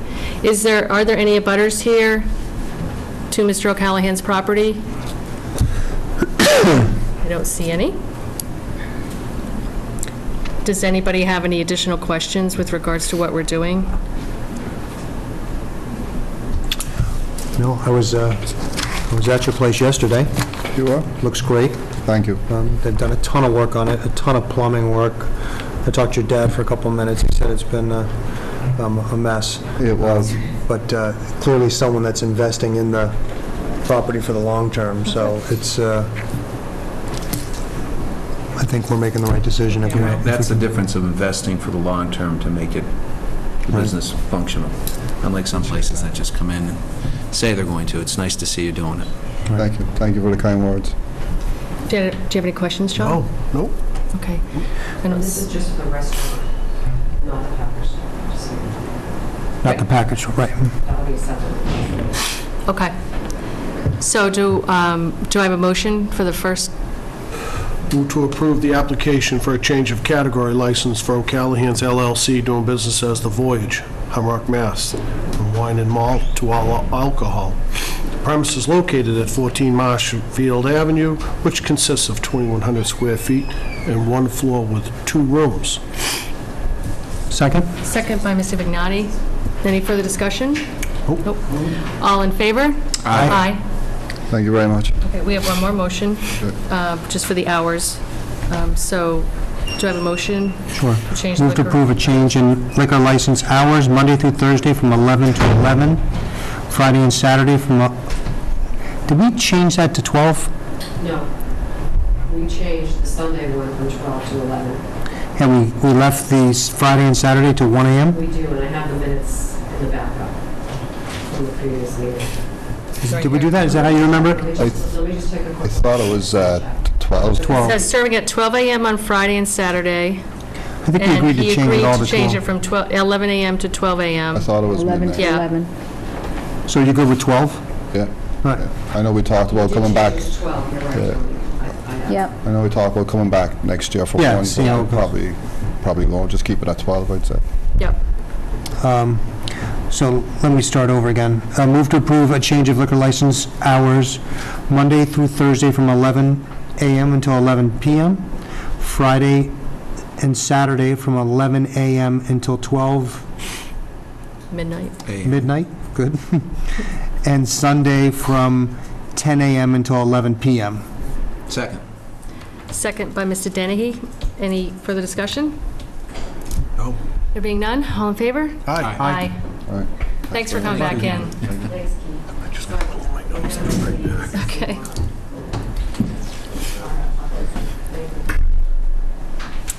All right, next on the agenda is to review the CPC special town meeting, fall special town meeting articles. Karen Connolly? Hi, Karen. Hi, everybody. How are you? Good to be here. I'd like to start out by saying it's unusual for CPC to be coming before special town meeting in the fall, but it's not unprecedented. It has happened before, but it is slightly unusual, but we're allowed to do it. And tonight I'm here to talk to you about 4 potential articles, actually 5, because the rescission article would have to be a separate article. And if I could start with the map, which is the easiest one. I told Kathy Curran and Elizabeth Foster they didn't need to be here tonight. We haven't even voted on any of these applications yet, but we thought it would be great to get the Board of Selectmen's input, thoughts about some of these things before we vote. We probably will be voting at the end of September. We have our annual meeting next Monday night where we go over all the outstanding projects that we, have in the pipeline. And we're required by law to have an annual meeting, so that's next week. After that, we'll have a meeting at the end of September to vote on these articles. So the map is quite simply a map of Maine. But Maine was part of Massachusetts until 1820. So the map is the map of Massachusetts, including Maine. So it's a very unusual map, and it was found by, I think, an intern working in the archives. And so, unfortunately, the archivist was ill last year. A series of miscommunications, missed the deadline to get her application in, so we thought, why make her wait another year to get this done? And essentially, it will restore the map and then preserve the map. So, in continuing with the good job that the archivists do for the town, we thought we would take this into consideration. How much is that one, Karen? $8,950. Write that one down. $8,945. Okay. Plus insurance. Okay. Which I don't know what that is. How big's the map? It's quite big. We didn't make them unroll it because it's so Brittle. decorative. It's a couple of feet wide. Yeah, it's $9,000 to restore it? it needs help. Plus, it has to be restored. It preserves. So they've got a relationship with a good archival vendor. If you want more information about it before you vote, I will have all the applicants come back in and maybe they'll unroll it for you and you can actually see it. But it was published in 1815. It's pretty rare. And why it was in Scituate, nobody seems to know. Sounds pretty cool. Not to, What? why do we want this map? It's It's part of the archives. Well, put it this way. If you think about it, if this was published in 1815 and Maine became a state in 1820, it's an unusual map because Maine was part of Massachusetts until Maine became a state. So after 1820, there were no maps made like that. It's 300 years old or thereabouts, so. 200. Tony looks skeptical. Well, I just don't, I mean, we could, I'm just kind of playing devil's advocate, but I it's a understand. lot of money for a map. Does it have significance to Scituate? Well, again, they found it in the archives, and so we don't know why it wound up in Scituate. But it's kind of like the Lafayette carriage. Where will it be displayed, do you know? They haven't come before you yet, have they, or? They have, and we did ask the question, and the question would be how to display, would we make a copy of it? Yeah. So that you could display the copy versus the actual document. It could probably go in the library in the historical room. So, it's an unusual map, which is why they like to preserve it. And again, after 1820, there's no other map like it. So, Okay. I don't know, what do you think, John? your history teacher, You thought you'd started out with the easier one, huh? I did. Well, I will say... I thought this was a no-brainer. One thing that would be helpful would be for the Historical Society or the archivist, if there was any history surrounding it that maybe at the time, people in Scituate were looking to, get more land in Maine, and so there's a reason for why they had it. I will say... They do not know. Probably they just said, this is Massachusetts, this is the map, and it included... No, you know what I think, and if Dave Ball is still here, I don't know if he is. I think what happens is sometimes people are clearing out a house, and they find old things, and they bring them down to the Historical Society. I think that if you looked at the Lafayette carriage, that was a similar thing. How did it wind up in Scituate? Well, someone thought it was a nice thing, and it wound up in Scituate. And I remember asking at the time, why is Scituate interested? Did he come here? Well, no. But is it worth preserving? So I think that's, Mary Porter would tell you the same thing going through the archives at the Little Red Schoolhouse, that there are lots of things that people give us, and you have to make a decision, is it worth preserving or not? Right. So I'd be curious to see what the Historical Society has to say about it. It's just, and I will agree with Tony to the extent that historically, everything we can preserve is the important thing. Is this the priority that they want? And that's something that's needed. Are there other Well, things put it this that are way, more they important? wanted to do it last year, missed the deadline, and came back again this year, so... Maybe I'd the be glad state to- wants to do it. So, Maybe. well, maybe. I mean, maybe they need to go and look for other sources, but what I will tell you is that when after CPC votes, if we vote in favor of it, we still are coming back to you Right. for the formal vote. We're here tonight to give you the heads up as to what is on our plate. So when we come back, we'll bring our applicants back. I did ask them to be here tonight, but I really didn't think this was going to turn into a... I didn't. It's like the microfiche. Want to spend a half an hour at town meeting talking about Come on, microfiche? Karen, let me get the rubber stamp out. Okay. Thank you, Tony. Go. Tony's always the rubber stamp.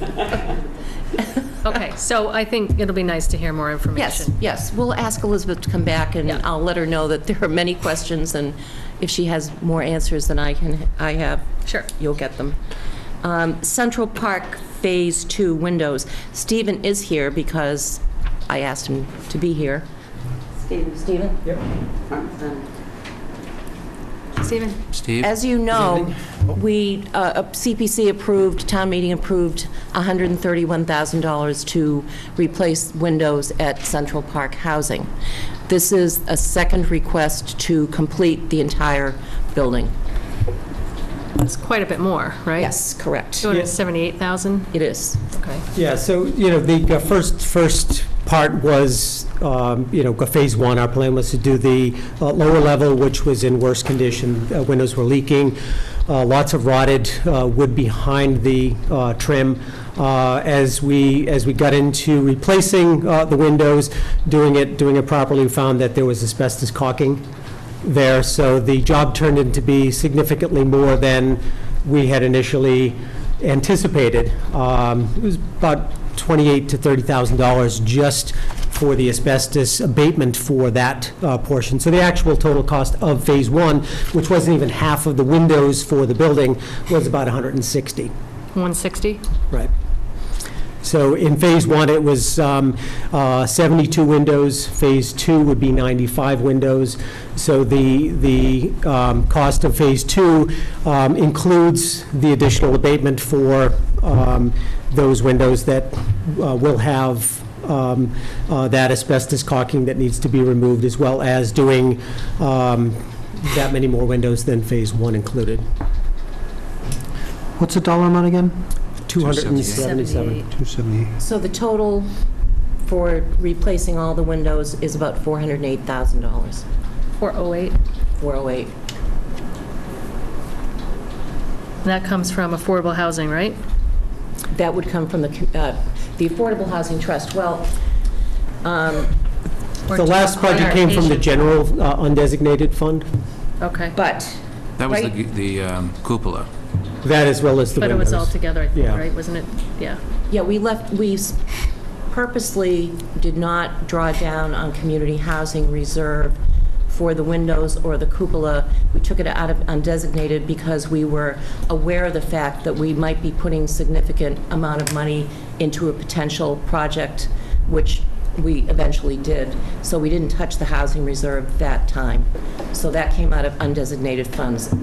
The problem we've got right now is the available balance in the community housing reserve is $197,000, and they're obviously asking for $277,000. So for us to be able to fund this, we'd have to draw down to zero, which we can do, the community housing reserve, and we'd have to take the balance out of the undesignated funds. How much is in that reserve again? $197,814, so call it $198,000. Is in the reserve? In the reserve. And currently available for us to use is $2.3 million in the undesignated funds. And that's all the money we have? That's all the money we have after all of the projects that we approved at town meeting in the fall. Right. I mean, in the spring. What was the figure again, Karen? 2.3 million. Oh, 2.3. In undesignated. So I can tell you in the historic reserves, we have $679,000. The open space reserve, we have $691,000. Community housing, $197,000. And the undesignated is $2.36 million. Can you explain, I know you're going to come back before us. This is just kind of Yeah, bring this us is up to a speed. initial heads up, yeah. 50-year windows, a metal frame, wood frame, what did we do with the first phase, Steve? Yeah, these windows here, the windows that were put in there previously were replacement-style windows that were not put in basically for the long term. It was kind of a price item, and they did not hold up as they should. Therefore, water has worked its way in, there's been rot, the windows don't open properly. We have people that are older, unable to open windows as they should. The windows should be, a secondary means of egress as well. And, we find that they're not working as they should. And then we find that also there's asbestos caulking there. So the windows that are going in now, they're all being put in, as new construction type with, regular framing, putting them in as you would if you were building a house. So this is a more long-term, the better way to do it, so that this should fix the problem with water getting in there, working its way in, creating rot and things like that. So, my expectation is that this should seal up the building for very, very long time, and, make it, a safe, comfortable place for people to be. Tony? Any questions? How'd you know I had some? So, and I support the whole affordable housing, but what is the expectation for the maintenance of the properties of the trust? Is the town, You mean Scituate Housing I'm Authority? sorry, right, the housing authority, I'm sorry. Is the town's responsibility to maintain these properties? Is that what, The Housing Authority is responsible to maintain them. Obviously, when we have big capital projects such as this that are beyond the scope of what we, have allotted for, capital projects. Obviously, this was a project that, if it's not addressed, will create additional problems for the integrity of the building. Yeah, I'm not trying to make you defensive, I'm just trying to understand, because I think you said at a meeting I was at that you have like $50,000 a year or something that go to capital. That's what HUD gives for capital projects, and obviously, a project like this would take forever to complete. How else do you get money? I'm just going to ask that question. Are there grants? Are there grants? Like, what efforts does the SHA take on behalf of finding other money to take care of these? We have a consultant that, we pay that helps us to prepare, the capital plan, and also, finds any additional other, sources of, funds that would be available. Obviously, the federal funds are not as plentiful as, they were in the past. Have you gotten any grants recently? Not for this, no. For other things? There are things like energy efficiency things that they will do, but, not Nothing for major. this type of... Nothing significant? No.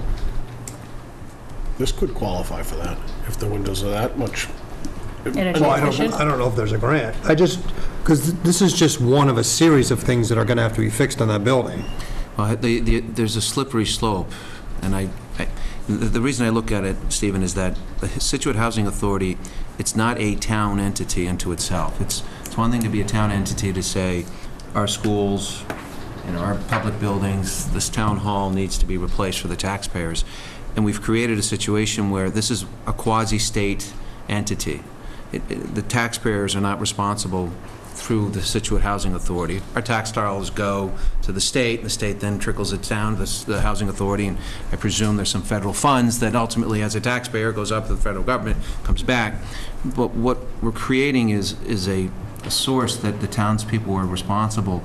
Once Central School's replaced, Lincoln Park, they're going to have issues, because there are definitely issues there. There are going to be issues down off of Wheeler Park. Those are state, properties that DHCD, which has been a lot more generous as far as funding to be able to do that. So we're doing a whole lot of work down there, replacing windows, boilers, we put in generators. So we've done a significant amount of work to those buildings there, and we've had the resources to be able to do it. We're looking at a building that houses 51 of our most vulnerable residents, that if we don't step up and stop the degradation of what's happening, then what's going to happen then? Then we're in a situation where the building needs to be replaced, or even more significant money needs to be put in it. So I understand your point that... So let me just finish what I was saying. There are also school buildings that need to be dealt with for our youngest, who are also susceptible. Well, those aren't eligible from CPC Stephen, funds. let me finish what I'm saying. I know they're not. I'm not really sure that this is eligible for CPC funds. I know it's happened in the past, but I'm not really sure it falls under the CPC guidelines. And my only fear is, and that, I'm not here to say people who are elderly shouldn't be getting housing or shouldn't be getting windows. The difficulty is, it comes to the taxpayers of the town of Scituate. Are they responsible to be paying for all that? Because if that's the case, then we might as well own the building. We should sell it to the town. We take it over. We'll manage it. We'll take care of it, because it's coming from the town taxpayers. So I just see this as a slippery slope, that, you can't come to town meeting and say, I want a warrant article through our capital plan to fix the building, because it wouldn't go, and we're using CPC funds. And I just think, let's take the Scituate Housing Authority out of the picture, because you're a quasi-separate entity. What prevents us from having somebody else come into us and say, I have a structure or building, I'd like to preserve it too? What delineates granting it to the Scituate Housing Authority versus another third party? And that's why I say to you, I don't recall how I voted in the past. I just see this as a problem, because I'm like, when's it going to stop? What happens if you come back and you have a structural issue in the building? Now we're going to go to CPC and say we need to use the CPC funds. And are we using the general funds, which is at $2.3 million? What happens when it all dries up?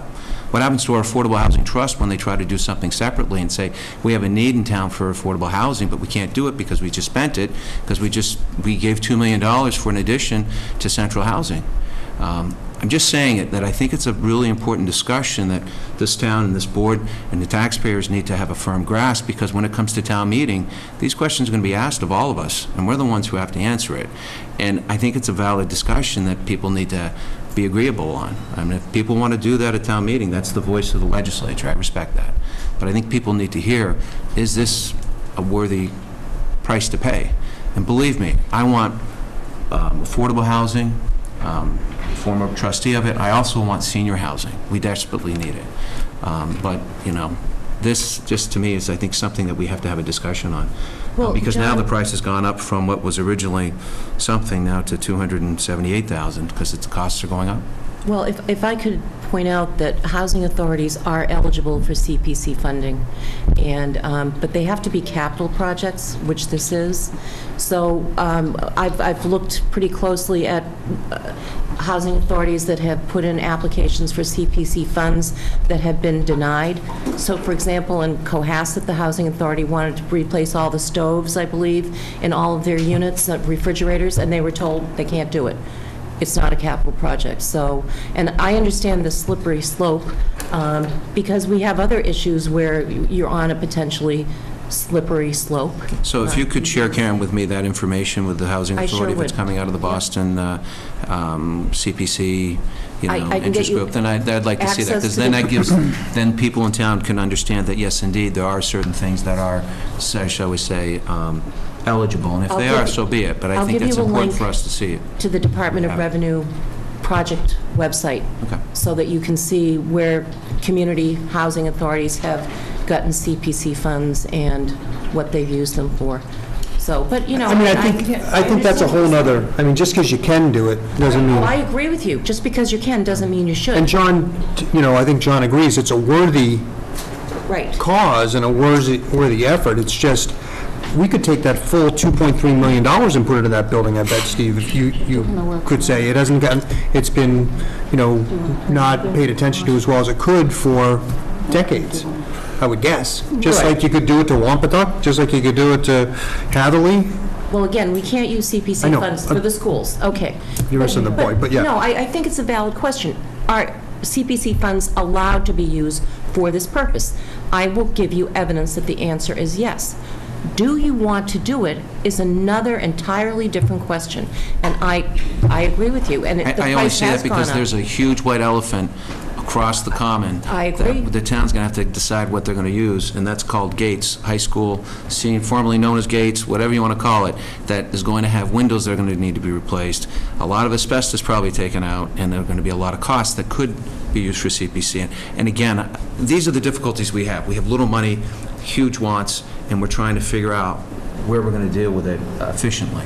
So it's not, again, it has nothing to do with the individuals, absolutely not. I mean, we might turn that, Gates might turn into a senior center, or not a senior center, but into senior housing. Senior housing. And that's going to need a lot of work that the town could put together. Again, that's why I say to you, I think it's a discussion that's worth making sure that we have everything lined up. Well, and I think we're sensitive to the fact that, you know, up until very recently, CPC had spent little or nothing on community housing. The one thing we did do was fund the trust to the tune of, I think, about $1 million, give or take. But other than that, that fund has really not been used, and all of a sudden now we're being hit with these big projects. But, you know, again, it's up to the town meeting. If we vote to fund it through CPC, if the CPC committee votes to do it, Right. then it's up to town meeting to decide, is it a worthy project or not? What I'd like to see, I think will be helpful, is knowing any other grant avenue. A lot of projects that come before us, there's a shared cost, right? So sometimes historical will get money somewhere from a grant and ask CPC for that shared cost. And I think that would also help alleviate some concerns that may exist, that there is some effort on behalf of SHA to fix this without always tapping into CPC. I'm not arguing that it's permissible. I know it is, but that would help me, too, is just understanding what type of due diligence is the SHA doing to identify other resources. And I think that should be included in your application, too, Steve. I think it'd be helpful. You know. Anything else? No, just very well put. I just, you know, to John's point, I mean, are they public buildings? Can I walk into one of those buildings and, if it had a gymnasium, and I hadn't been in central school in years, could I walk in and use it? The answer is probably no, right? It's not a public building. To John's point, next, you know, we had an application for a church, you know? So, you know, I didn't think of it until John said it, and it got me thinking, and then you hit the nail right on the head. Put some skin in the game. Is that what you're saying? Make an effort to, you know, and that would be, help sell it and tell me. And it just, I mean, you just don't have the resources to have someone looking for grants all the time, is, you know, because I'm sure they're out there, but like you said, it's not at a state level, it's a federal level, and it's probably a little bit more difficult to navigate. Nancy? And I apologize for putting Mr. Holder on the spot, and I'm not sure if he's aware of this. We just received at the end of last week an environmental review for activity, which is part of the SHA's, looks like your capital request for funding from HUD. So this is, it specifies $261,915 over 5 years, approximately $52,000 a year. The question I just have in relationship to this discussion is what's listed as proposed projects. There's 10 proposed projects, but the 10th is window replacement. So is that because it's ongoing, or is this a possible Well, what we've- funding source, or is this particular project's been taken care of through CPC potentially? Well, I mean, we've, come with a, multi-phase plan to be able to address this. So having the first phase taken care of, then we're able to then address other items that we have on our list of things to do, and as you can see, we have a 5-year capital plan, which, we lay out, okay, here's the things that, we see are issues, we know we have, about $52,000 a year with which to address them. So, obviously, it becomes very difficult to tackle huge projects like this because of, the very limited resources. So there are other projects that are ongoing that we're doing, updating electrical and things like that.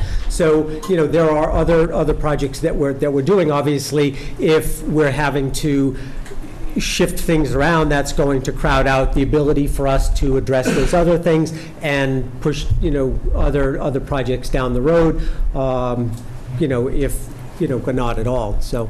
Can you use any of those funds to pay borrowing? Or?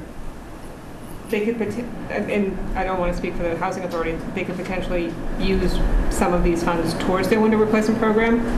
I think what Mr. Coulter was saying is that $52,000 towards the window replacement, even the 5-year grant wouldn't even cover, I think, your request for the second floor. Yeah, that would cover the asbestos abatement portion of Right. Phase 2. But they do have other funds available to them. Is the request for, how much is the request for? It looks like it's to go with a 5-year grant application. So the request for 17 through 21 is $52,383 for a total of $261,950. No, but is the request for $278,000 of windows?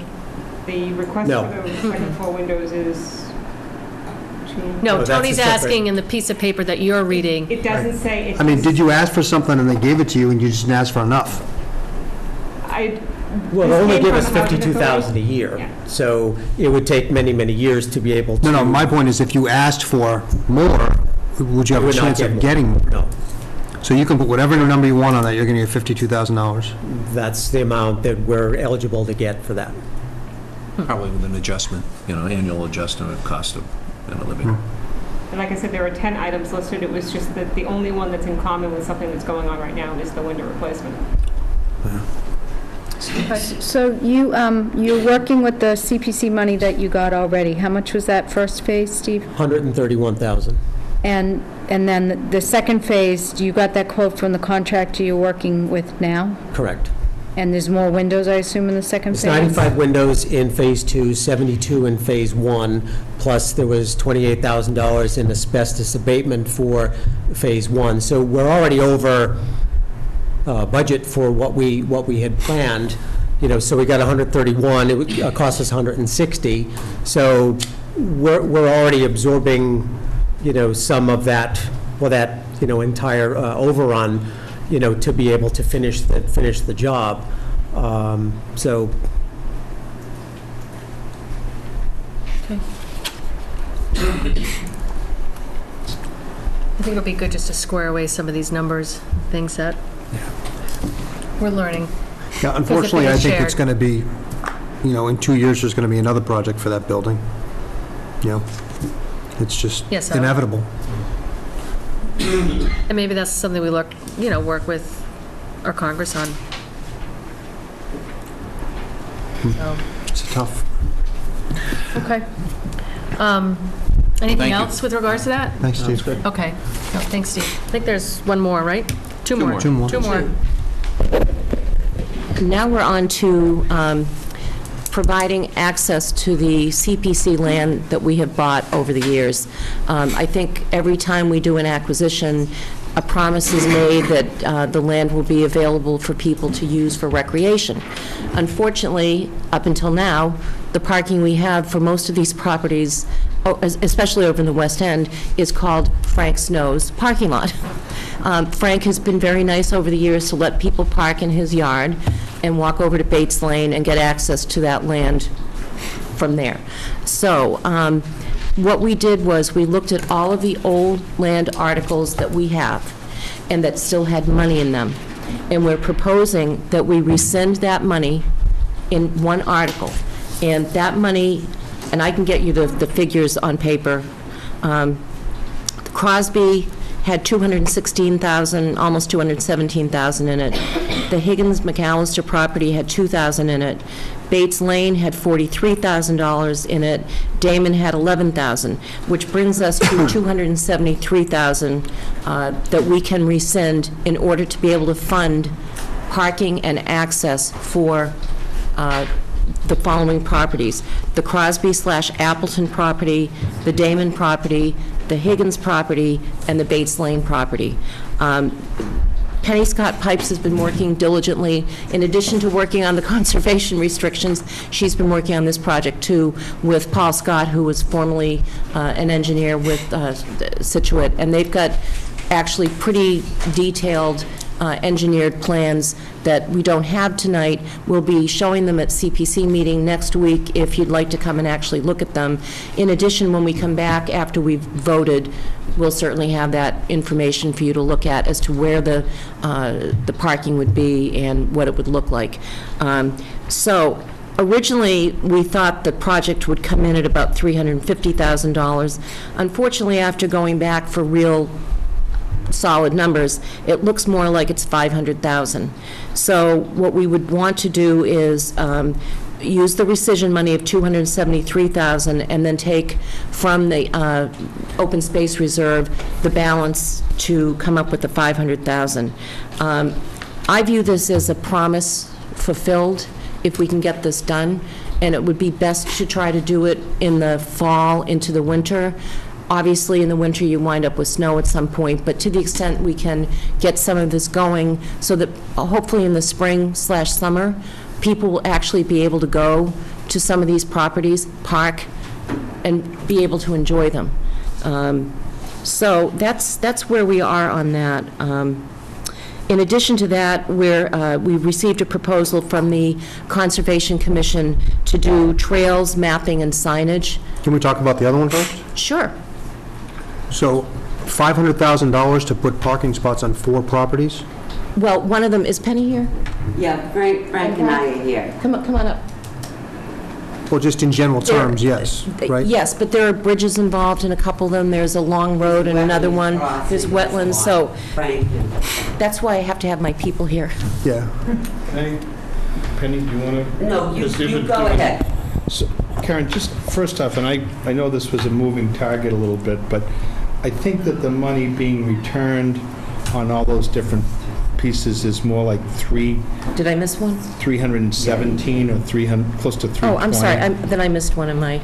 Yeah, I think so that's... it's 317? I think it's around 317 that Okay. would be returned. So we started a few years ago with the design and access for the Crosby property and to improve the Bates Lane piece of property. In addition to that, there was the Higgins McAllister parcel and the Damon parcel for parking, for roads going in and parking in those places. And back when we bought, the town bought Crosby, we'd set aside like $75,000 for access at that time to go into that property.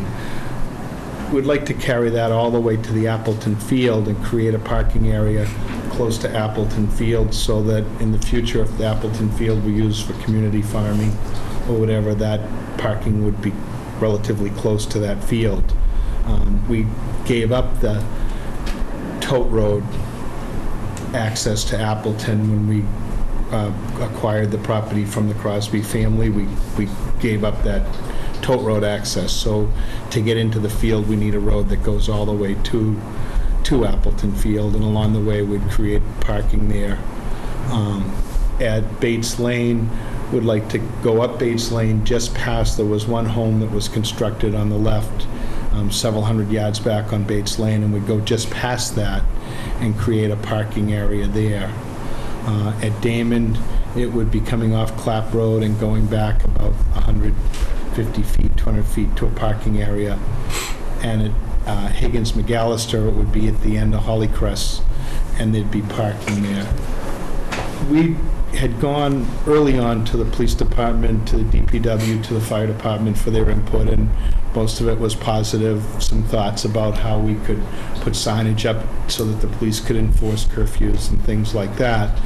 But what we hadn't done was talk to the Disabilities Commission, and Penny and I went to the Disabilities Commission several months ago, last winter, and got some input, and we got a really good response from the Disabilities Commission on the picnic area and the trail that we have at the Driftway by Dunkin' Donuts. And one person was ecstatic. She said, they have a child in a wheelchair, and that it's a place where they can actually go have a picnic, and then they can go down that trail and get closer to the river and the marsh, and just really positive about that. So we looked at that and said we could do the same thing at Bates Lane. We could continue a trail up Bates Lane, past our parking area to where the first set of trails sort of split. It's a nice little grove, and it would be a hard-packed area in the road.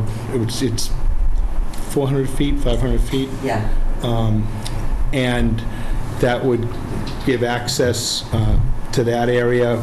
Each one of the parking areas will also have a handicap spot and the sort of things that are required to be in those. At Crosby, we would do a similar thing where we'd have an area where folks could get out of their car and then continue on in a wheelchair or some sort of thing to another little picnic area.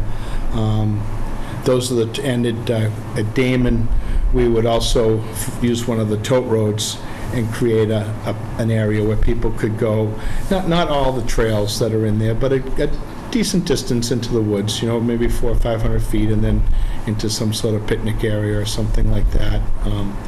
And that was the input that we got from disabilities. And so we've incorporated all that into that. And then Tricia was good enough to appoint Paul Scott or lend us Paul Scott to look at this, and Paul took a realistic look at this and said, this is going to go out to public bid. These are all the pieces that you have to put together to make this work, and has really started to formalize all that. And I was, to be honest with you, surprised that it got that much higher. I had a little discussion with Maura at one point, and first was, well, do we just create a couple of the areas? Do we do Bates Lane and Crosby and try to stay fairly close to the money that's coming back, or do we go all out? And it was the consensus of CPC and a few other folks that I talked to that said you should go for all of it. We don't want to risk not doing some of it. And so your input on that is huge. We certainly don't want to risk not getting access into Crosby and into Bates Lane. At the same time, if we're on the roll and we're doing all this and putting it out to bid, do we go forward and do them all? So that's kind of where we're at. Sean? So Frank, you're saying if these access roads and parking areas aren't developed in those couple of spots you just mentioned, it might go away? We might not be able to do it later on? No, we'd come back to them.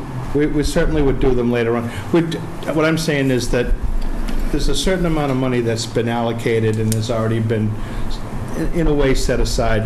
Karen's been trying to close them out for years, and I've been trying to keep her from doing that. We finally reached the meeting of the month. I mean, to Tony's point, I was thinking the same thing, but you're talking about $500,000. Wait a minute. Save it. Okay, wait a minute. This is where the confusion comes in. There's 317 already out there. It's already allocated.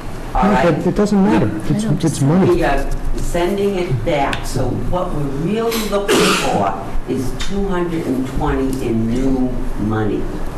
What if something comes up a few years down the road? And what's the harm? Property. Yeah, right. That none of us even, who knows, waterfront property, or something like that, not in the West End. And we've spent it. What's the harm in saving it? The harm is the price is going to just keep going. To make a parking spot? To make the roadways accessible. This is not just, But we're not tearing gravel in it. No, we're not doing it. We're not doing it. So what is the level of construction that you're? So the areas would be Paul's, in the case of Crosby, it's a brand-new road, so it's clearing, there's a wetlands crossing, so there's wetlands replication. It's expensive. The Crosby one is the big-ticket item. That one is a few $100,000. Bates Lane is more relatively inexpensive because the road's already there. We're going to continue on that road and then create a parking area. So but the road at the end would be excavated. There'd be gravel. There'd be a surface of some sort of hard packed material, either ground asphalt, reprocessed road material, that sort of thing. There's gates, security gates, signage. Kiosks. Again, we have to have a surface that's adequate for handicap pieces, so we have that. So it's not a driveway that I'd be just pushing into your house or mine. It's definitely a lot more. Frank, where's Crosby, just for point of reference? I know Damon, I know Bates. Crosby is on Clap Road at where the farm is, where it's called the farm. Appleton Field, so it's further out, closer to Summer Street. Really pretty field that's it's on the left. On the left, right? Yes. Yeah, before you get to the Mount Hope building, on the left. Sort of a sharp turn in the road, and that road would go off.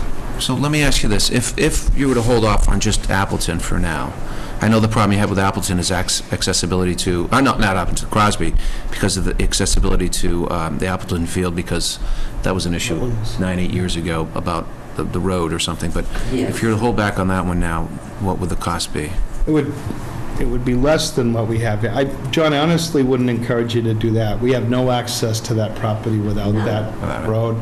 To me, that is number one. I mean, we can go up Bates Lane, although a parking area there, that's where our trail network is, the bulk of it. I was going to ask you the linkage, like with Damon. It's tough without the map. Yeah. That's what Well, when they come back. So again, this is just all a preview, so we don't need to spend the next 20 minutes drilling them. They're going to go in front of CPC. I will say, whenever you have accessibility, the costs go up exponentially because of the requirements for the 5% grade and hard pack and everything else. That happens. What I'd like to see if there's an option to make more of a central location. So is there a central spot that you spend the money on and you can still access some of these other properties? To think about. You don't need to answer now. The difficulty is just being across. Bates Lane goes in one direction. Right, and the other one, Appleton Damon's. Goes the other. You could get to Damon, but you have to traverse part of the South Swamp. And that's not an easy piece, and we don't own all of that between the two, so. Okay. Where's the Damon one going? Is it going next to the Devoisian's house? Between Devoisian and Stenbeck. So that I'm against, because we even talked about that swap for the property. Certainly could be held up, that one.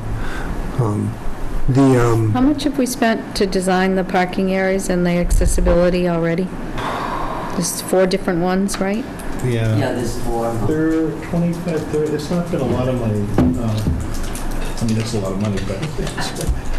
So that's the thing, so. We've already invested in this. We've already spent $25,000 to design them all. It's been 4 maps.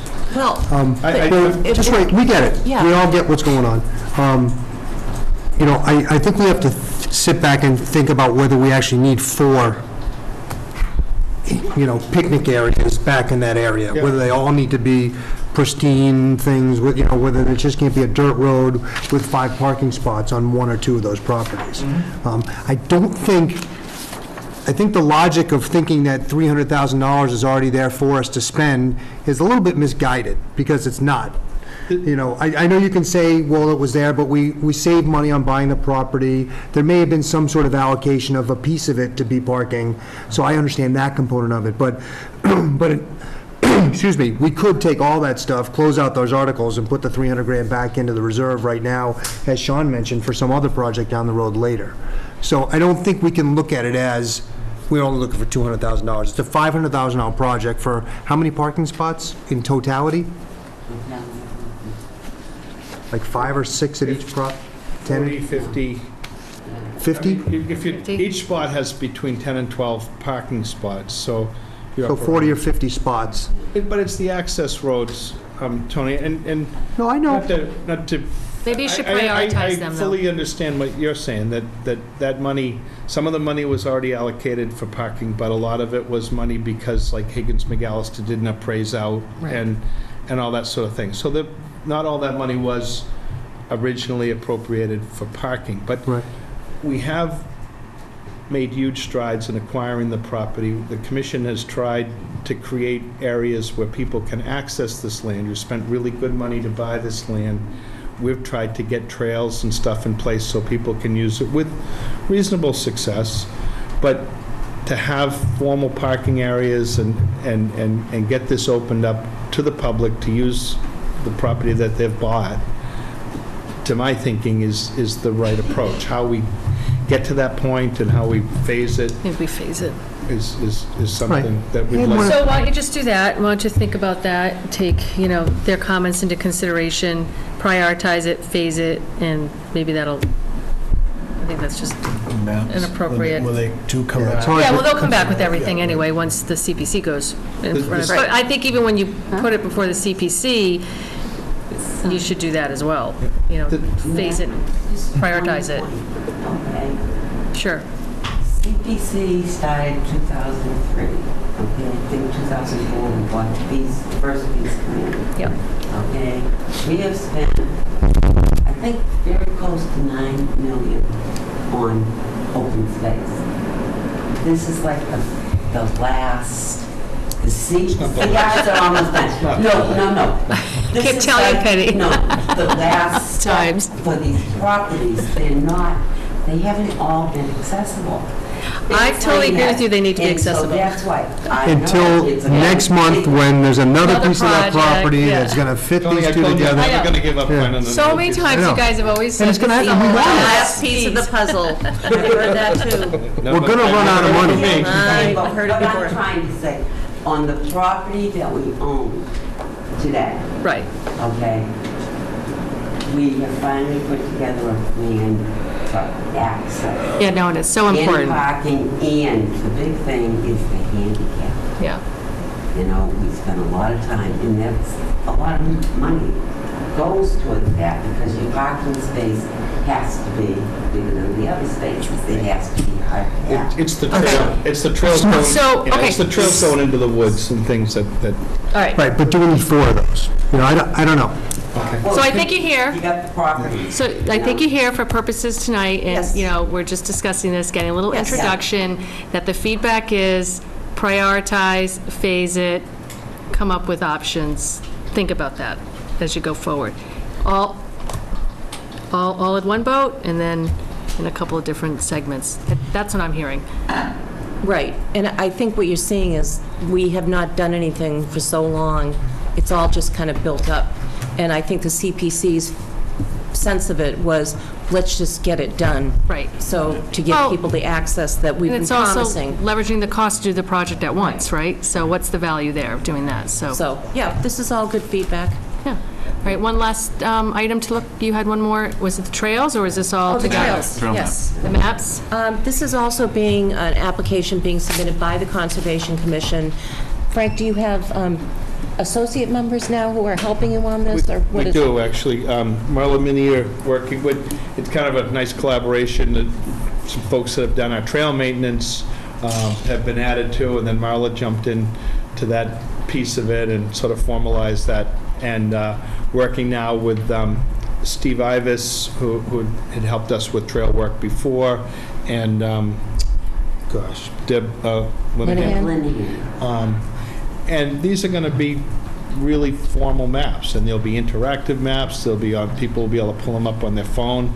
Way beyond my technology, but Yeah, like the QR codes that you called out in If you say the so. application. Yeah, in Marla's application. There were QR codes. That Hanover, where Amy's from, they have QR codes at go the up. start of it. Bates Lane, hit the big wolf pine, take a right. Yeah, you can do that. The Oh, rest of no, us I- will be lost in there for Yeah. the rest of the season. But, so, it's a nice system, and it'll be up to date, and it'll be user-friendly for the folks that want to access it. Great. And we've got some great volunteers that are jumping in. And but what's that, they're- like 45,000? Yeah. About. Okay. They still haven't got a Technology, final the- number for us yet. Okay. So, Printing. My only question is, to go back and ask, the map website that Lisa Fenton developed for kayaking, will this all be incorporated? Because everybody should go to one place. We want to, again, the technology gets beyond. Well, we me, need but- to get someone to understand that, because we need our folks to go one place. Yeah, that's How to historic maps. see everything. Historic bike Scituate. trails, yeah. There's a whole series of maps on that historic Scituate For kayaking? trails. Right. Yeah, I don't know how. It's the path, it's a bike path, I think. There's a whole bunch of different, All right, well, No, there is one for Yes. canoeing or kayaking on that. I don't know how technological that particular site is, so, we'll make sure Just that let's see if we Marlin can- Company get in touch with Lisa and see And just, what- what's the expensive part, what's the 45 grand? printing maps, So printing maps. printing, Print's and doing the expensive. GPS mapping coordinates, whatever. I mean, I'm out of my league, too, in terms of the it's like technology. 6,000 for web development. It was all itemized. people will go out on the trails, they'll plot all the different trails electronically.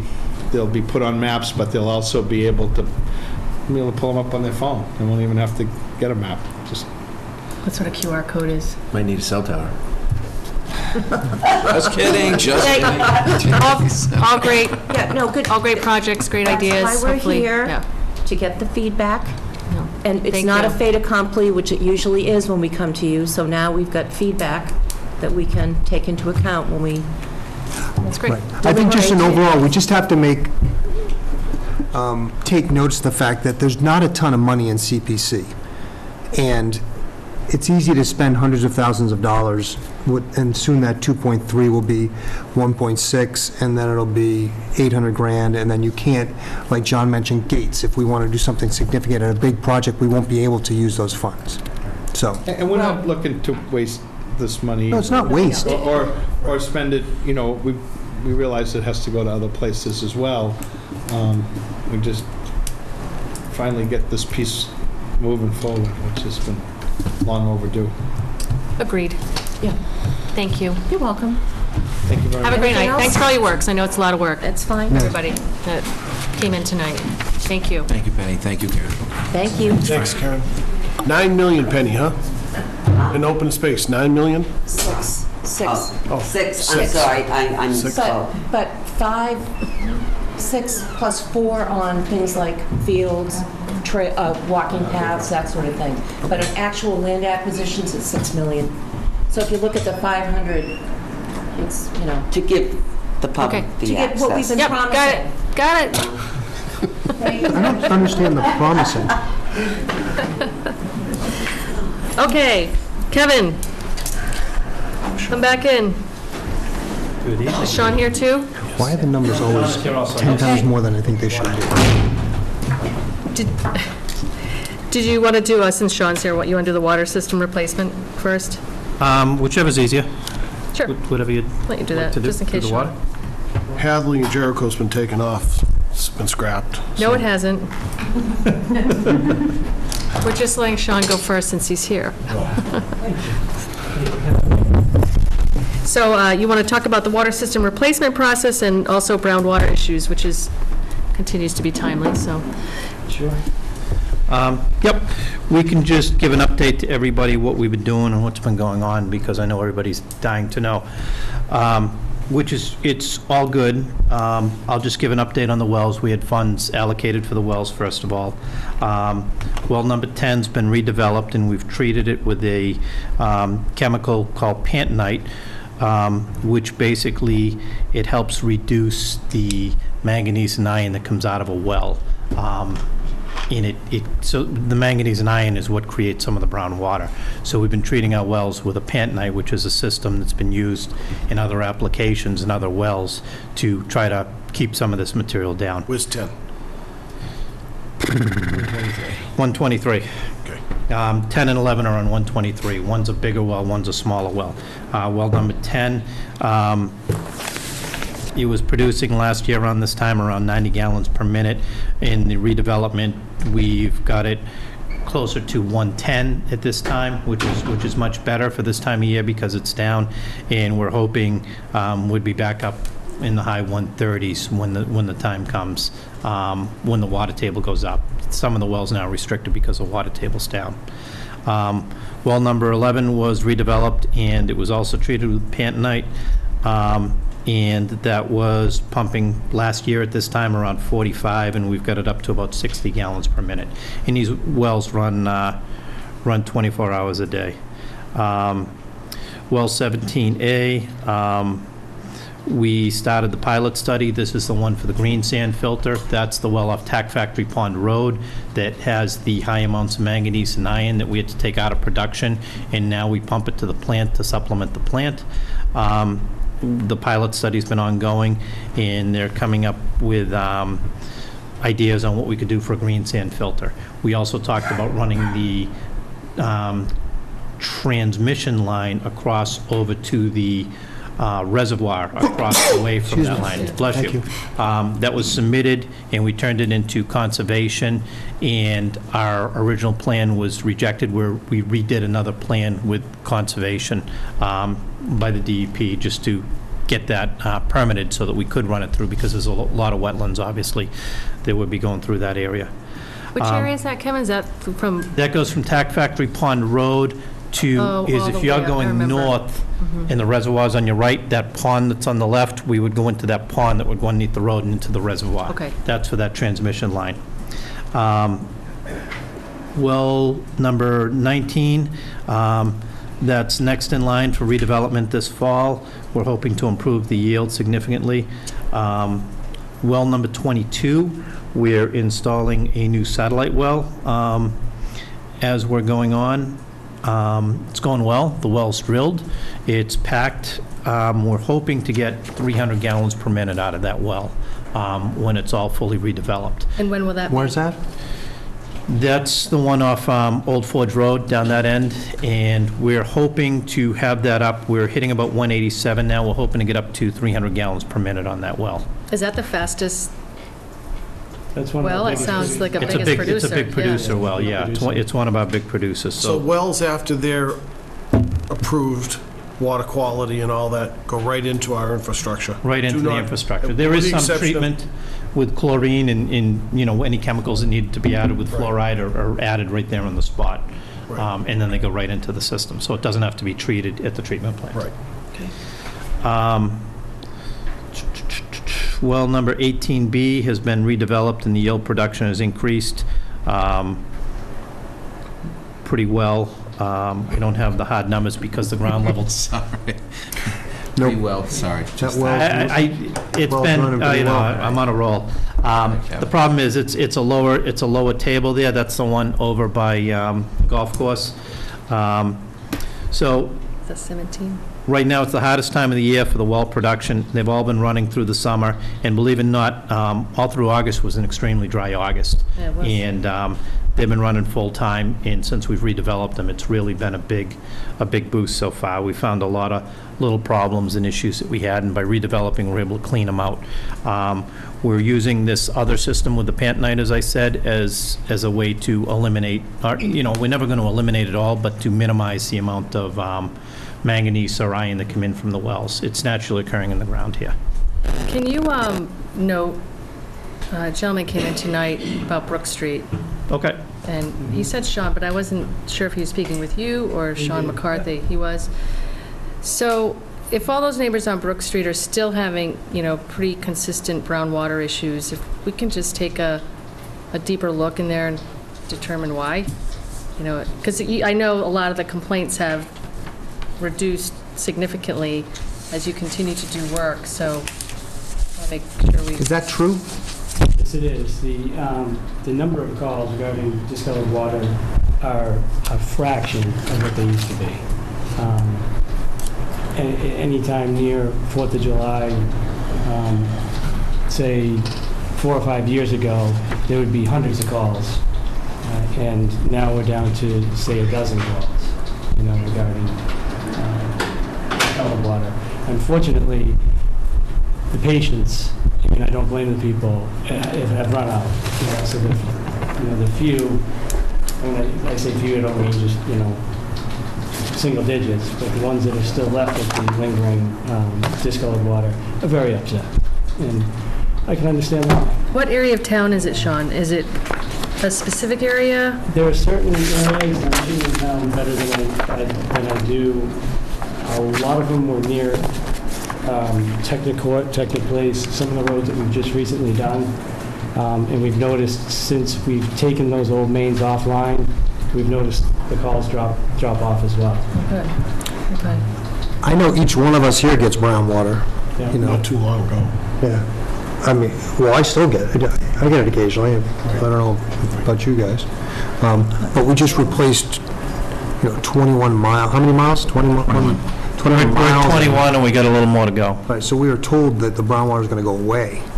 Correct. And I was hoping it would be better than what we're hearing.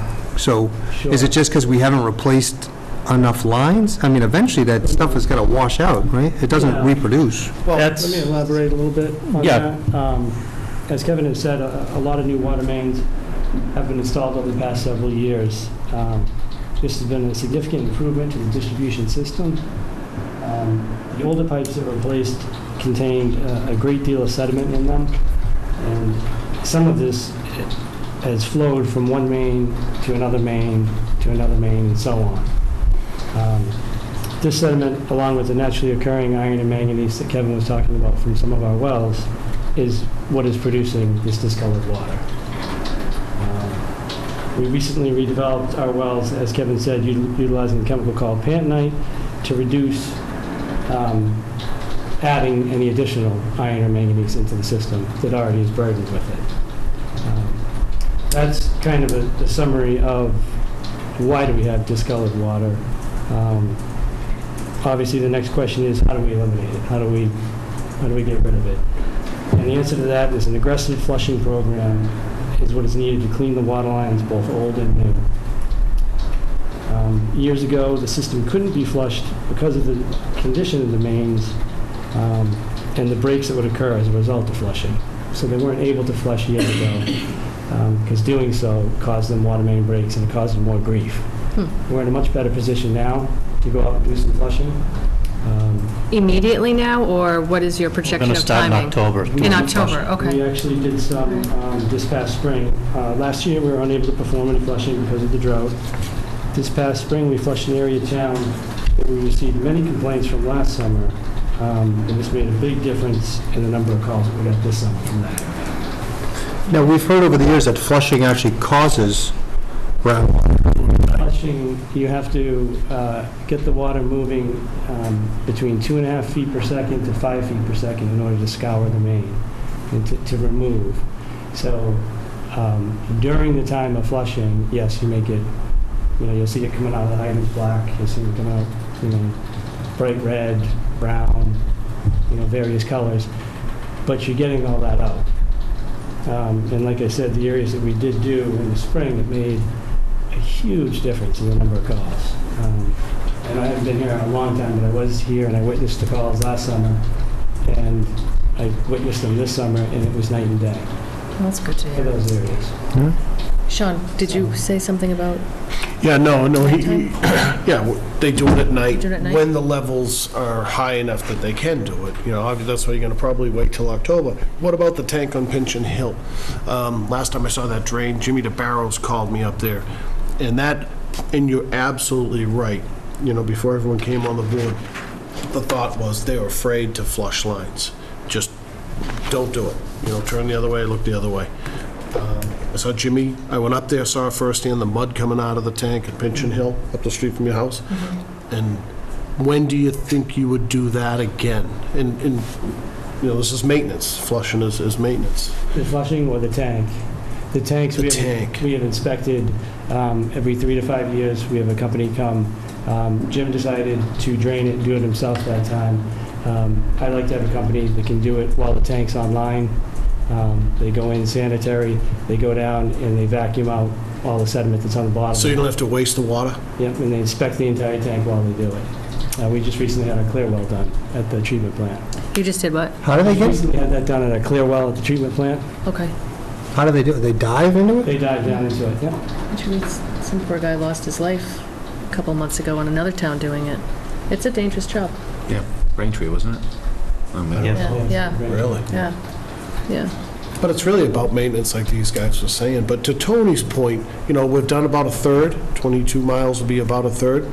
Do we look at not as aggressively as we just did, but do we look at maybe a couple of years, give the residents a break, repave our roads so we have, nice roads again, and maybe look at some of the next oldest lines? Kevin, do you have Sean, do you have a plan that would be the next oldest? Ideally, what we'd like to do is, we have about 110 miles around throughout town. Okay. So if you do a mile a year, right, at the end of doing that, your oldest lines are going to be 110 years old. So what we're looking long-term is to get into a specific cycle of replacing the lines and start working on them and taking a certain section a year.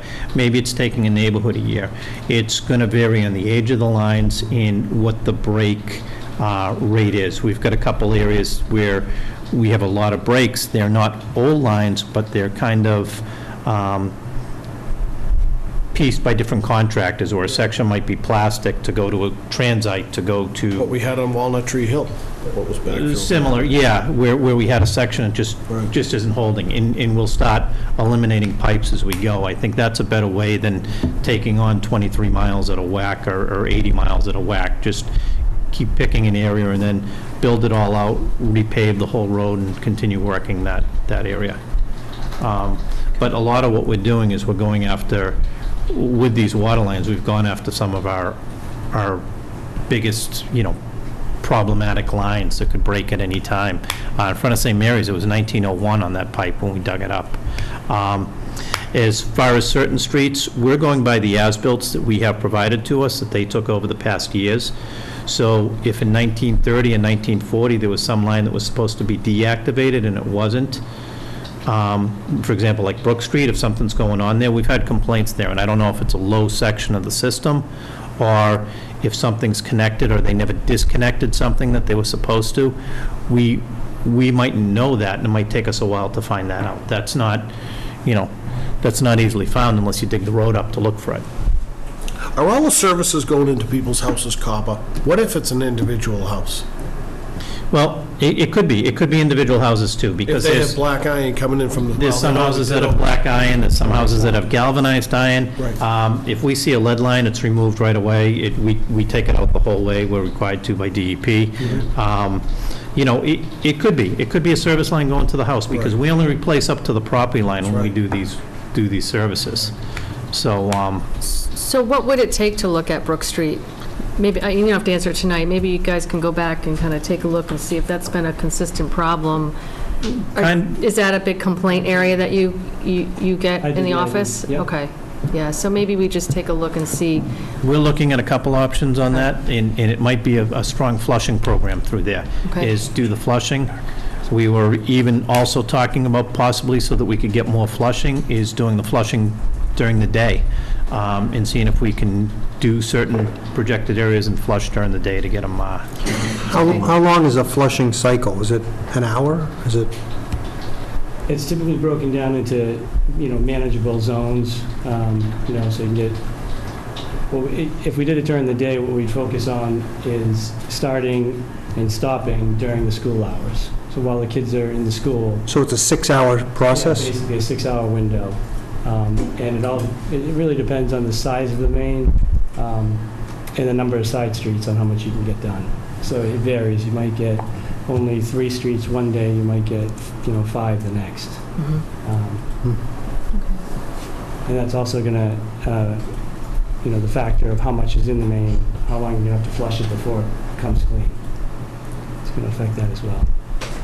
So, just one quick question. So you flush a main, it's black water, and all of a sudden it's clear. How does it get black again in a short period of time? Because you flush Brook Street. We flush Brook Street. So why has this guy got brown water again? Again, like Kevin said, we do have to look into that. There is an old 6-inch that supposedly is abandoned that's on Brook Street, and then there's a newer, I believe, 8-inch main that supposedly everyone was switched over to. That's something I have to look into. But also when you flushed it, To though, make sure that they actually switched over. Something could still be hooked up on the 6-inch main. There could be a lateral that was never taken out, and that's one of the things. It might require doing test pits up and down the road and find out what's going on. no, but you flushed it. Well, we might not have, if there's a 6-inch main Got the wrong pipe. that's still active but doesn't have a hydrant on it, then there's nothing we can do to flush it. But we did flush it, and there are new mains on either side. So that one has been baffling me. That is something that we have to look into more. And if it doesn't work, it might be something we look for in the future, is just replacing the line that goes down Brook Street to eliminate all that. Okay. Sir? You had a question? Yes. Oh, don't be. Good evening, sir. I'm Terry Dell. This is our turning on May 13, 3 years ago. I come up talk with people about the road. He's about the intersection. Mr. Dillon, we're talking, 5 more minutes. We are dealing with water. Okay. We'll get to Jericho. Don't worry. Yes. Oh, okay. I'm sorry, yeah, one moment. Okay, Don't worry. thank you. Nope. Okay. No, you can stay. I was just going to... Okay, all right. Go ahead, sorry about that. I thought he had a question about water. No problem. Any other questions for them? Are you Let me guys done? just ask or- you a few more things before.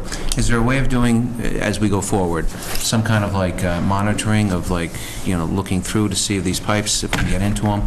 Second, is there a way of reaming them? I know with sewer, you can take some of the sewer pipes, you can ream them and try to get the coagulation of the materials that's built up and get it out of there. Is that an option to try to do things? Obviously, flushing's great, but if it's not doing it at some point, we got to figure out. And I think probably the next thing is what we're talking about. What we originally were doing was $2 to $3 million changes 4 or 5 years ago, 6 years ago. Trying to pick that off going forward as an option, maybe. But Like we did with Tilden, Hollitt Street, and in different streets, and that's a good process to have, and just keep continuing it. That's the map that we have of all the water lines we did, so you can see there's not one section of town, it's spread all through town. A lot of it is the main spine of the system, which is great, because to be honest with you, we were scared to death at some of the 3A crossings, especially underneath the rotary with the older water lines, which we're in the process of replacing that one, and some of the other ones. Hadley Road. is there a way of reaming these pipes potentially? There is. Try to bore right through There's it a and get couple rid of it? options. Well, you don't bore through it. There's 2 options. One, it's called pigging. You can run a pig through the line, and it almost looks like a football with some SOS pads around it, and you blast it through, and it takes the material off. There's also another way of doing, it's called an ice pigging, and what they actually do is run a block of ice. It's not a block of ice, but it's like a liquid ice that they run through the pipe to clean and get rid of all the material from. Keep in mind, if you get an old pipe, that's not going to help the break strength of it. Right, and that's one of the drawbacks when you do some of that. And it's not something you'd really want to do with the transite pipes, because it's a concrete pipe. It's very delicate. And by doing that, you could do more damage than good. So it's a individual case basis we'd look at it, but if we could. Just a thought of things. that We we pigged Common Street back a couple years ago, and Al showed some great videos of all the material to get out of there. But we were still getting the growth right back in there. We noticed it when we were in there, cutting the pipe out and taking the old one out. So at what point, Sean, you know the folks who call regularly, right? Who experience brown water disproportionate perhaps than other people. So at what point does it make sense to really try to learn more about the line into their home? That, we're always assuming it's the main line, but if you have someone that's a frequent flyer, even though other people in the neighborhood aren't all calling as well, what can you do to determine if the pipe to their home is a problem? What we've done so far, we've had a couple of those that we've gone out, we've dig safed them, we've replaced our portion from the main to the shutoff, and we flushed it to see what the water quality was, and then we hook it back up to the house, and we take the meter out inside and we flush their line using a hose, until it goes clear as well. And we've had very good success with that.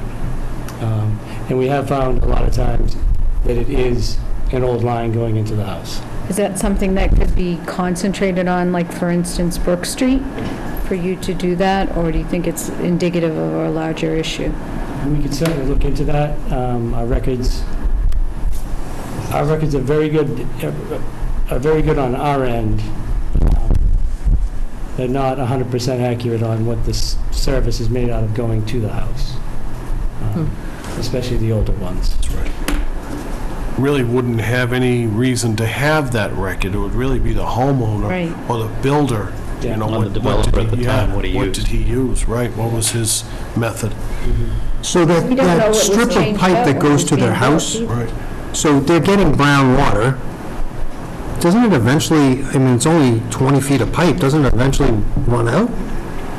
I mean, how does it keep, you know, you flush it, it comes through, they got brown water, it's terrible, then it's clean, then all of a sudden, a week later, it's brown again? And that does happen, and we bumped into that as well. And that can be if that line going into their house does not have, in the 30s, they used iron, cement-lined iron to feed houses. If that cement lining wears away and just the iron is exposed, then it's going to continue to build up. Every night, you're going to get a little bit of rust, you're going to get corrosion, and you have usage, it's going to... So it's that quick, it's literally like, in 2 nights, there'll be more rust on that pipe and it'll... It can be very quick, yes. Really? Well, I don't think people understand it, first of all.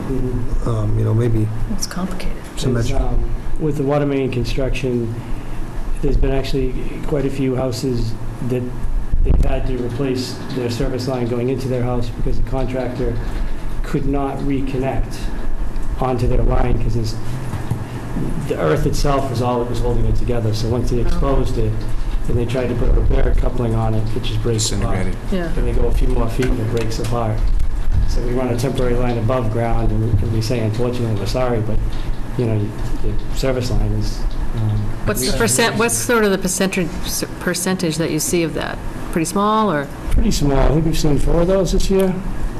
Yeah, probably 4 of them this year, but those people were having problems with their water, and that was one of the reasons why. Right. And that's not the reason for everybody, I mean, Understood. you know, it's... Sean? No, it happened to me. Oh, Okay. you were raising your... No, 6-board roof. Okay. Anything else? Anything else? Water? Frustrated. You know, you flush a line, but then it comes back. Until the most important thing we can do is to flush spring and fall whenever we have the water available, and to continue flushing, and to do the entire system. That is what's going to get all the sediment out. Okay. And that's what's going to help us. We'll just make sure we're nice and proactive with alerting folks when we're going to do it. Absolutely. More than 24 hours notice, you know, a couple of notifications, so we remind them, the more that we can be ahead of it, yeah, and do some, I think we had a pretty good process the last time we flushed, and we'd follow the same deal. Yep. We are talking about potentially doing it during the day so that we can do more flushing. It's hard if we bring 2 or 3 guys on at night, because we don't have those guys during the day, obviously, and Right. it does hurt the water department if something does go on. okay. So. Well, thank you. Yes, one more question from the public. Well, to the country, we have 2 questions, actually. Is this flushing, is this something we haven't done in the past? And it's something we're starting to do now? And the second question is, do other towns do this? Is that why maybe they don't have the same issues we have? Second question, most other towns do the flushing program spring and fall. And your first question, I haven't been here that long. I do know from talking to people that there was at least one gentleman who worked for the water department who kind of took it on his own to flush the system whenever he had the time to do so. And when he did, it was always better years. It was always less calls. But they've, to my knowledge, we've never had the opportunity, like we do now with all the new water mains, to go at it aggressively. So if I can touch that, Keith, one of the fears that they had is that they did do an aggressive flushing program and something happened. In the past, they actually had the cast iron lines break, and it created more problems. So they didn't flush as hard, and they didn't flush certain streets just because they knew the age of the lines that have problems. And it's typical with a lot of towns do flushing, heavy flushing. Good. Well, thank you, Sean, and thank you for all the detail. Thanks, Sean. Thanks. Good job. It's not easy. You walked into just like we've walked into a situation that's been an issue for the past 60-plus years. So trying to address it as efficiently and as quickly as possible, and it's not easy to step into that position. So thank you. We've thrown more money in our water system in the last 3 years than most communities have in decades, so. Thank you. And thank your team for the tour. They were very hospitable, gracious, and it was very educational. Excellent. So they were great.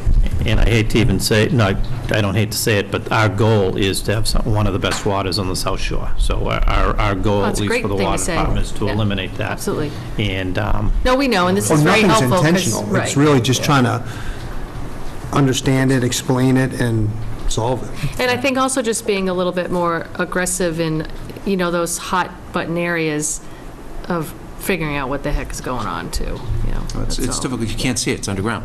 That's the problem. No, I know, but. It's subsurface, and you never can understand what's going on unless you dig it up, or you're able to put a scope it down there. That's not going to happen. Just for you guys, do you understand why they loop now? Yep. Obviously, so you don't have dead ends, so you can flush neighborhoods. That's another thing. That's it. Great. Thanks. Thanks, Sean. thanks, Sean. All right, Kevin, you have Jericho Road. Yep. And Turner. The last meeting we brought up, and we said we'd continue it to this meeting, is we're looking to repave that section of Hadley Road and also part of Jericho Road and redo the sidewalk. And we sent it out to an engineering firm to take a look at the intersection and see if they could come up with some ideas where we could improve the safety of the intersection. And that was this plan I have over here.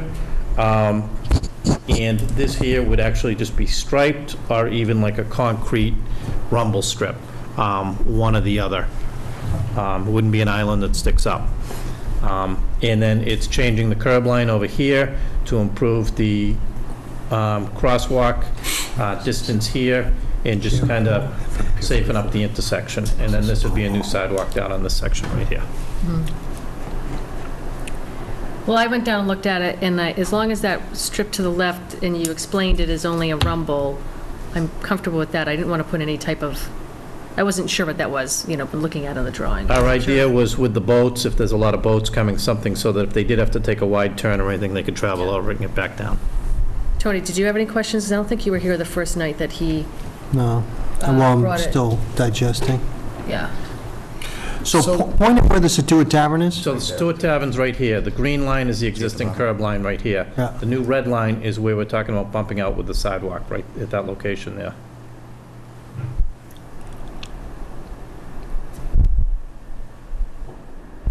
And where's the money coming from again, Kev? This is our roadway funds. Okay. Kevin, did you look into, since last time, how many accidents we've had there? I didn't follow up on it, Sean. All right, yeah, no, you don't have to. I don't think we've had a lot. Because it's too wide. No. What if I'm in a wheelchair coming down, Jericho, or I'm at the Scituate Tavern? Do I have to go across that crosswalk, or I want to go towards the yacht club? Do you have to? Well, we've got a sidewalk over here, is that what you mean? Yeah, all right, okay, so. You can go the sidewalk there and use that sidewalk. But if you came out here from a boat, a lot of people come out and come out of their boat, they walk across here and they cut across here and go to Scituate for dinner. I'm just talking about, wheelchair accessibility. Those would be that'd be a new handicap ramp, and I Don't believe. have to have a that's an resting existing spot like handicap. we have on Elm Street? No, because the distance is short enough right at that location right there. You wouldn't need a resting spot. And I think we could spend our money so much better elsewhere. I don't think that's a problem. It's wide, it's all that. I agree with Sean. Is this a top priority? Is this a problem? It's wide and it's probably sloppy. I know, that's why I asked, where are the accidents? let's resurface some roads that are in bad shape. If it's coming from the same pot of money, Well, it is. That's a road we're going to resurface here, and we're resurfacing that section of the road there also. So it's not a huge cost just to readjust the curb line. So that's why we brought it up. all right, it's not broken. It's like Tilden Road. It's not a good fix. And I'm afraid that something will come into play and we'll be wishing we didn't. Jimmy Mulvey might not like it for his staff to park on the lawn. If there's I think we have a policy where we have to do granite curbing. Maybe that wouldn't come into play because it's a sidewalk, but we can't do Cape Cod berms, I don't believe. And not to, we said we'd leave a driveway opening firm. I just don't think it's broken. That's all. Yeah, I mean, I have to agree with Sean. I just don't see that as a trouble spot in town. Someone called me about moving boats. It's just, did you see them moving the... But you're not narrowing the road, are you? Yeah. Yes. No, the only narrower spot is right here. We're keeping this the same width, we're just breaking it up into two lines, and this is all striping. So the idea was we'd do this sidewalk, and it would do the road, and would do the road. Regardless, we were going to do those. There's a sidewalk there now, you're just improving the sidewalk, We're going to right? replace the And then- sidewalk, it's in right, extremely bad shape. Right, This one? yeah, coming down here. So they're just replacing this, replacing that sidewalk and bringing it out a little bit right there, and then fixing this handicap accessible ramp across the street. Can I ask the gentleman? Yeah. Sir? Mr. Dillon. Did you want to? I'm done, before I'm done, get the idea. Okay? Make that you can. Please, pass along. Yes, sir. Yeah. Would you like me to read it, sir? That's what it looks like. Okay. That's what it looks like.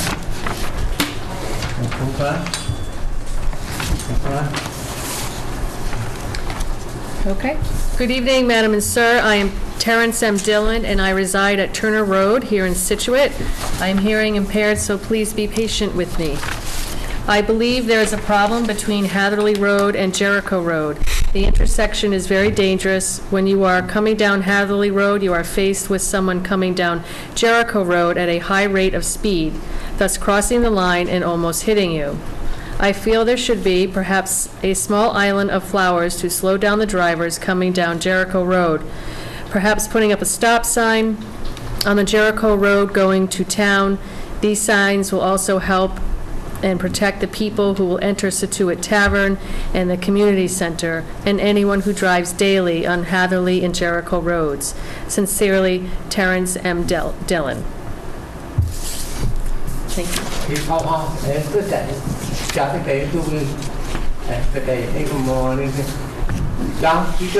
Don't have time to talk about time, Jane, then early, and I think I'm going to $100 $20 a minute. Good thing, come qua with my life, play it, but now the give me jury tay. That's all. Tất cả cái chủ ước ta và cái lại thì we went dòng lại về that's the word.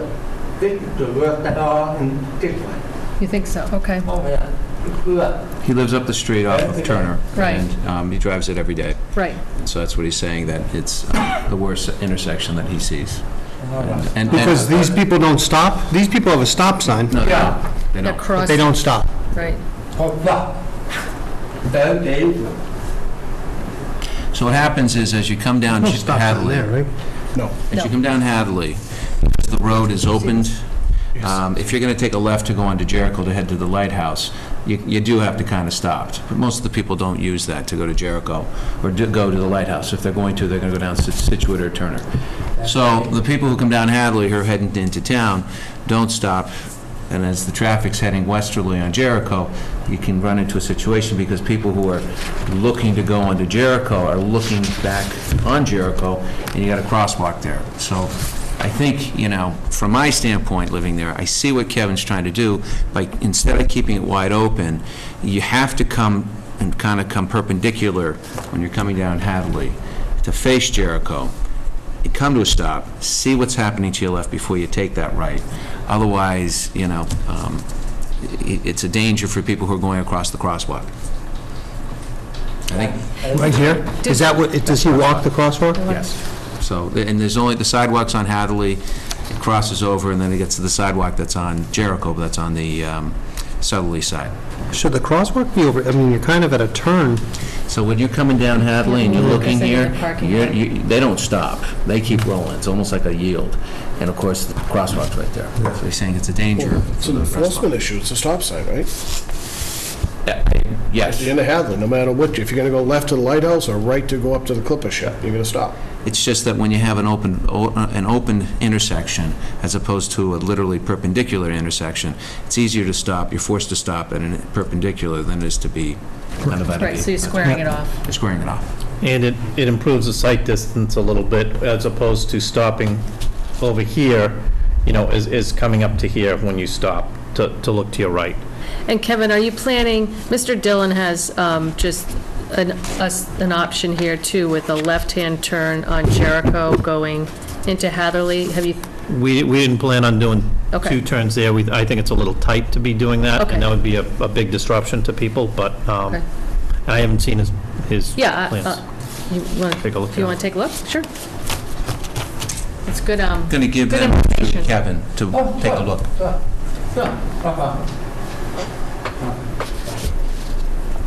Thank you. Thank you, Mr. Dillon. Thank you. Thank you. Thanks. Yes. Yep. No, thank you very much. It's important. Yep.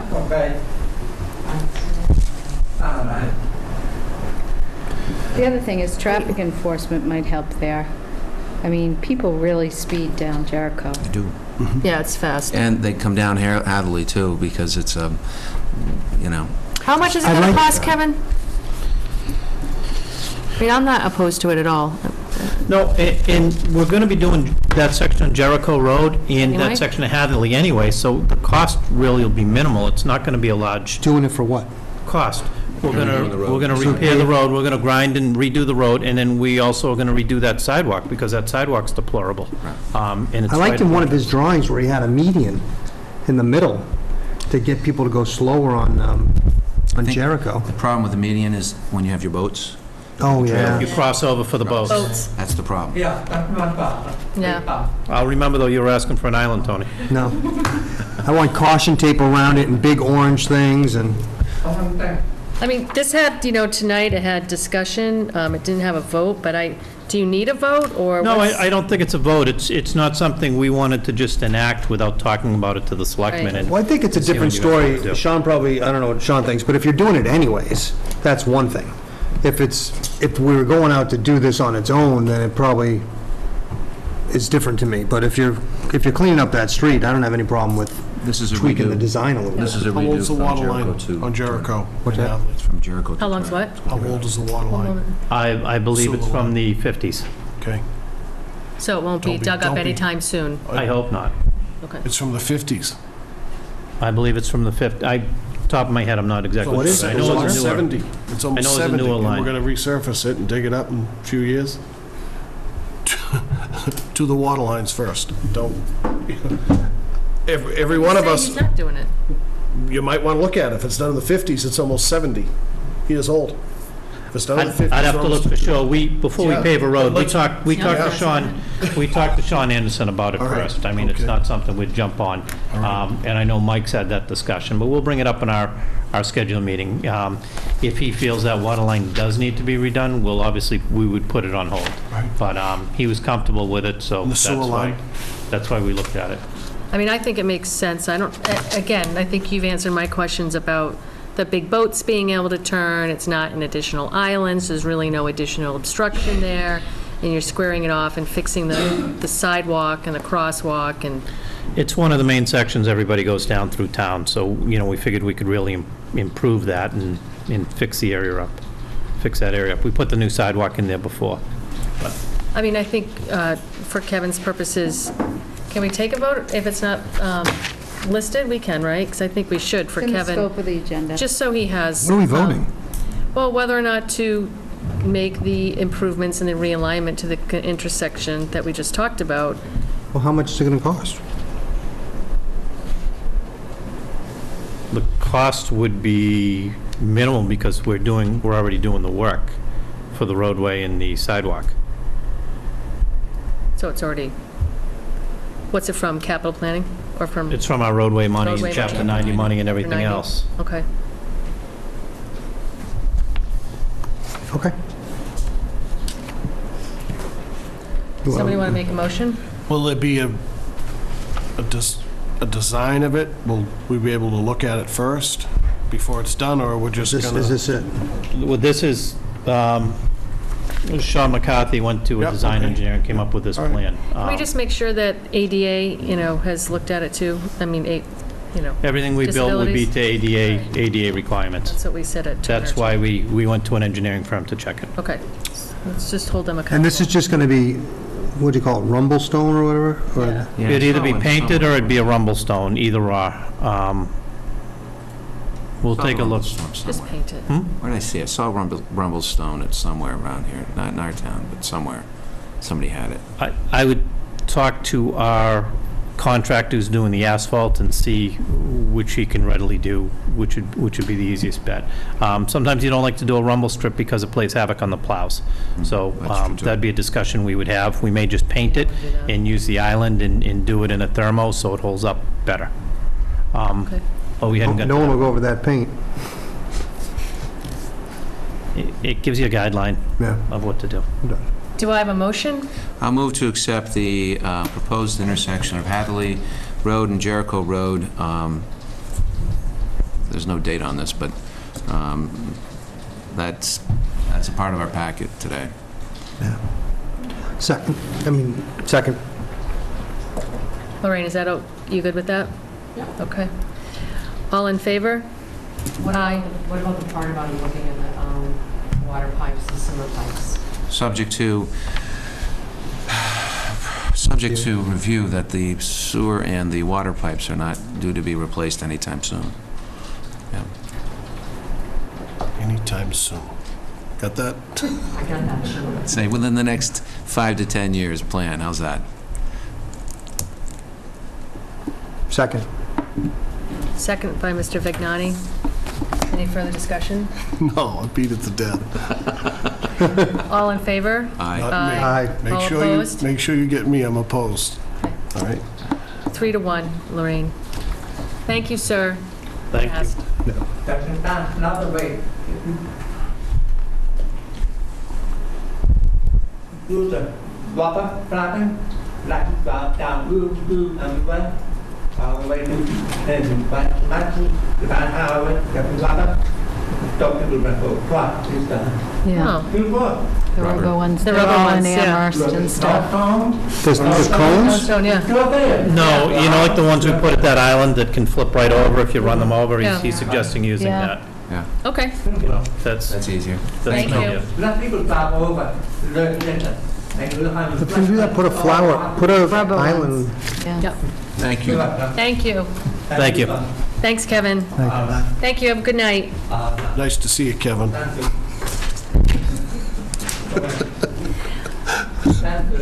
Bye. Okay. Ooh. Next on the agenda is to review the warrant, Trish. So I'll combine item number 1 under new business with this one. So it's fall, and the Okay. time is upon us for setting the date of town meeting. As usual, we have a really narrow window to work within. We have to have a town meeting before November 15th. Finding a date's like herding cats, the date that works best for the moderator and the town clerk, given other stuff, is November 14th, which is a Tuesday.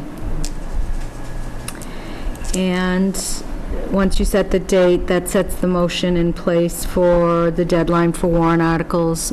And I've provided you with the list Lorraine gave you. Yeah. I passed out to them tonight. These are all the tentative working list ones we have. You went over the last one, CPC with Karen Conley, but there's a couple of other ones that you can decide. This isn't meant to be gone over or discussed tonight. It just shows you the breadth of what we already are looking at potentially. You want to see Yeah, I don't know. So, Okay.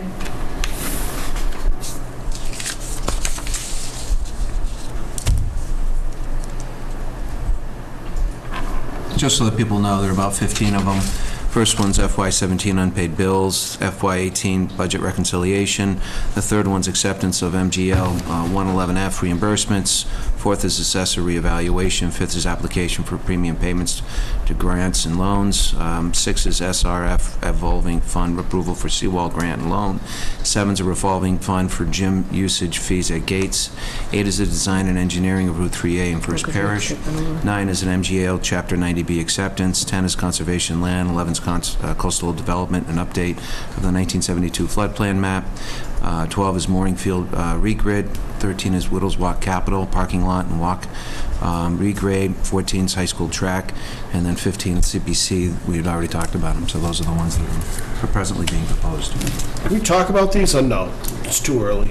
it's just a working list. Yeah. I mean, we're happy to answer any questions, but Well, it's going to come before you at yeah. least 3 more times. Right, well, just so you guys can walk away thinking about, I was thinking about number 8, the design and engineering of 3A and First Parish Road. I was thinking tonight, before I came to the meeting, school just opened today.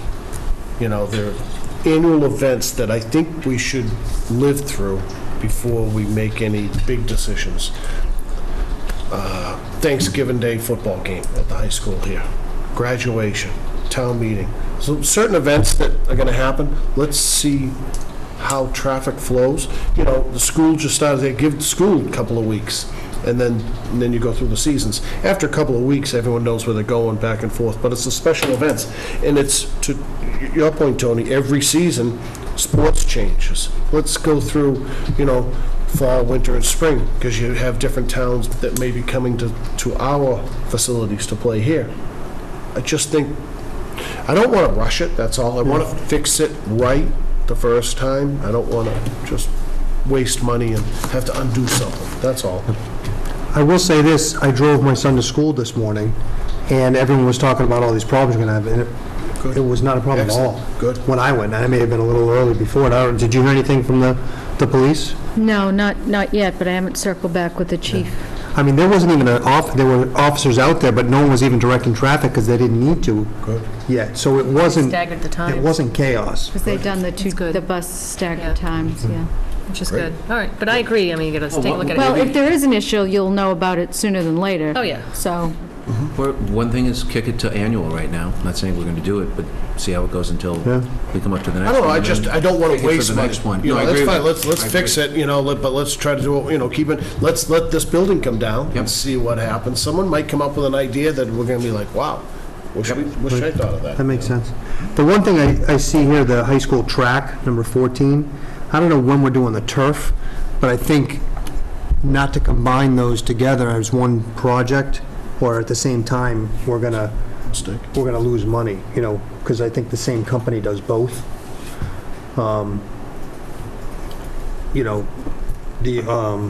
That's probably why it's on special town meeting, right? Yeah, so I don't know when we're doing the turf.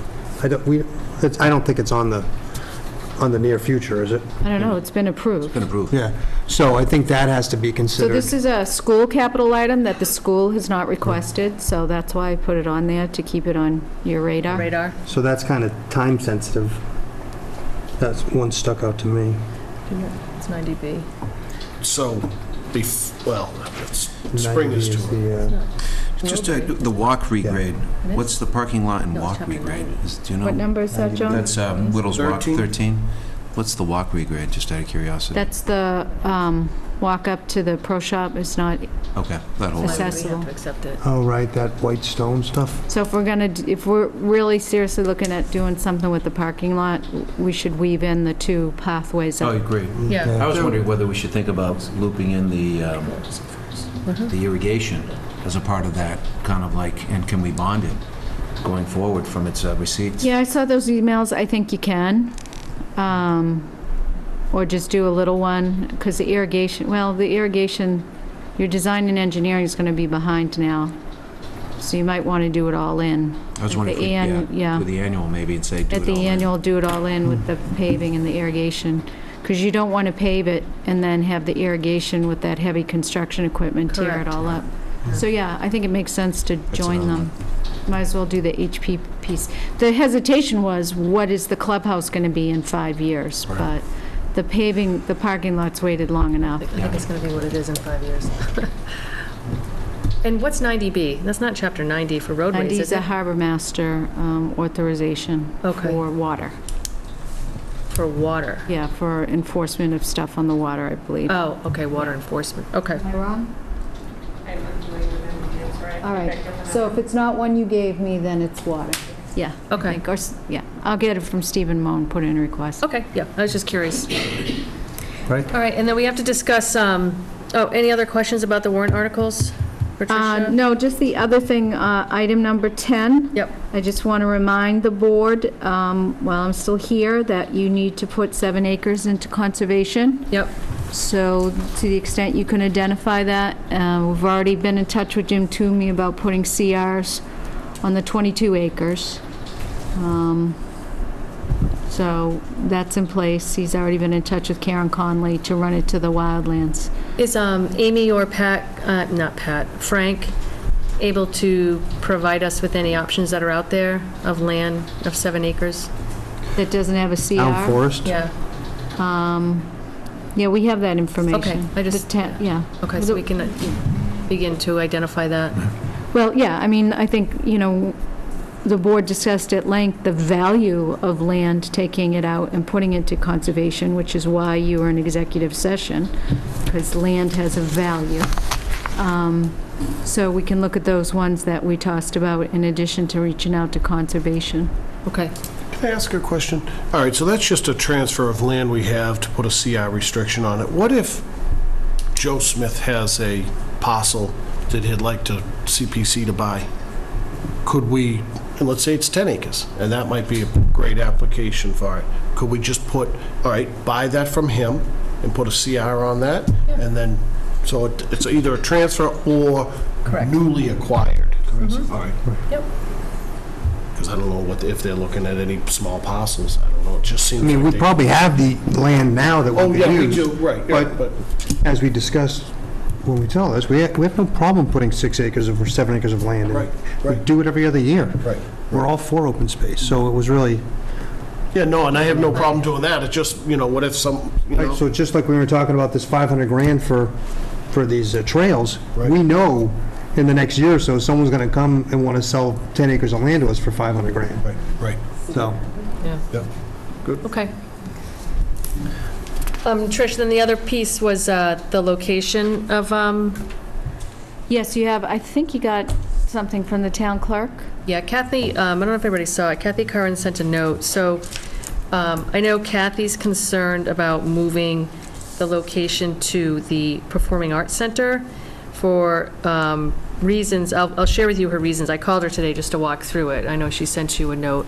But couple things, the 700 maximum limit, which falls, when you look at the numbers in the past couple of years, it's still adequate, really, for a special town meeting.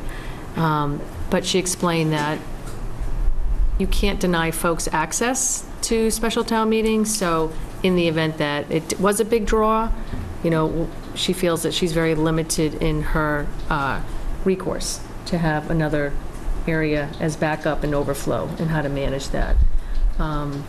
She also noticed that there isn't space for her checkers to be situated inside the facility. Now, maybe one of us just needs to walk over there and kind of walk through with her, because I think she walked alone through the facility. But that was a concern because they also vote. So if they're sitting outside in the auditorium, they don't have the opportunity to vote on issues. So she was wrestling with that a little bit to figure out that. Another concern that she had was accessing mics and giving people easy access when they have a comment and standing to speak up, for or against an article, because you have to crawl over people.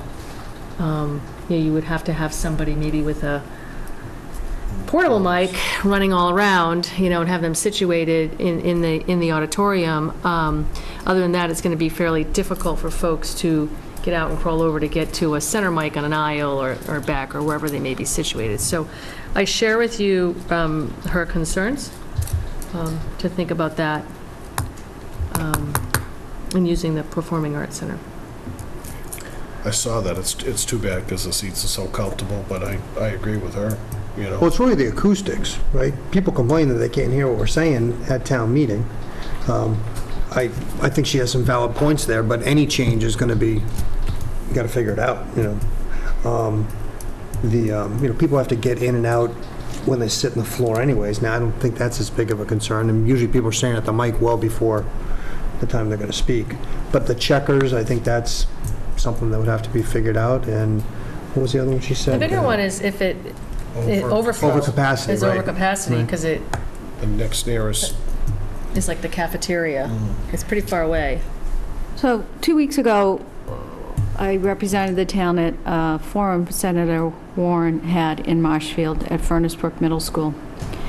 And there were 700 people in the auditorium and another 400 in the gymnasium or the cafeteria with a relay. I would submit, and I have a tremendous amount of respect for the town clerk, that most communities are having their town meeting in an auditorium. And those folks were able to get to a mic, and they were able to ask their questions, and it wasn't an issue. And as someone who's been in other communities with a town meeting in an auditorium with a performing arts complex that many residents in this town will never go in unless they're going to our town meeting if they don't have children in the schools. I thought this was, and I expressed this to John, I was under the impression this is one of the selling points for this Performing Arts Center. So I understand change is difficult and there'll be some hurdles, but I absolutely think that our town meeting should be held in that building. It's one of the main and only uses the town is going to have of that school building. I remember standing up, I think, the last town meeting saying, this is the last time we're going to be here in the gymnasium. I think, I look at it and saying, the auditorium's going to be much more acoustically better. Logistically, we can work through the logistics. The checkers, we can figure it out. If there's an overflow problem, I guess you could say you could at some point either put them at the cafeteria, which is not that far. I mean, you go out and take a right. That's where it is. Worst case scenario, if we're going to have a big special town meeting or an annual town meeting, presumably like next spring, maybe with senior center or something, well then I think it would be prudent probably to put it in town or put it in the gymnasium, right, because they're going to anticipate a lot more people. But especially during a special, I'm like, we barely get 300 people. We haven't had 700 people in the 8 years that I've been here. And, the moderator, when he thought we were going to have it the annual there, asked to walk through it as well to look at logistics. But this is just, we should solicit input from him as well. That's what I was going to ask, as far as managing the meeting and the technology that's needed.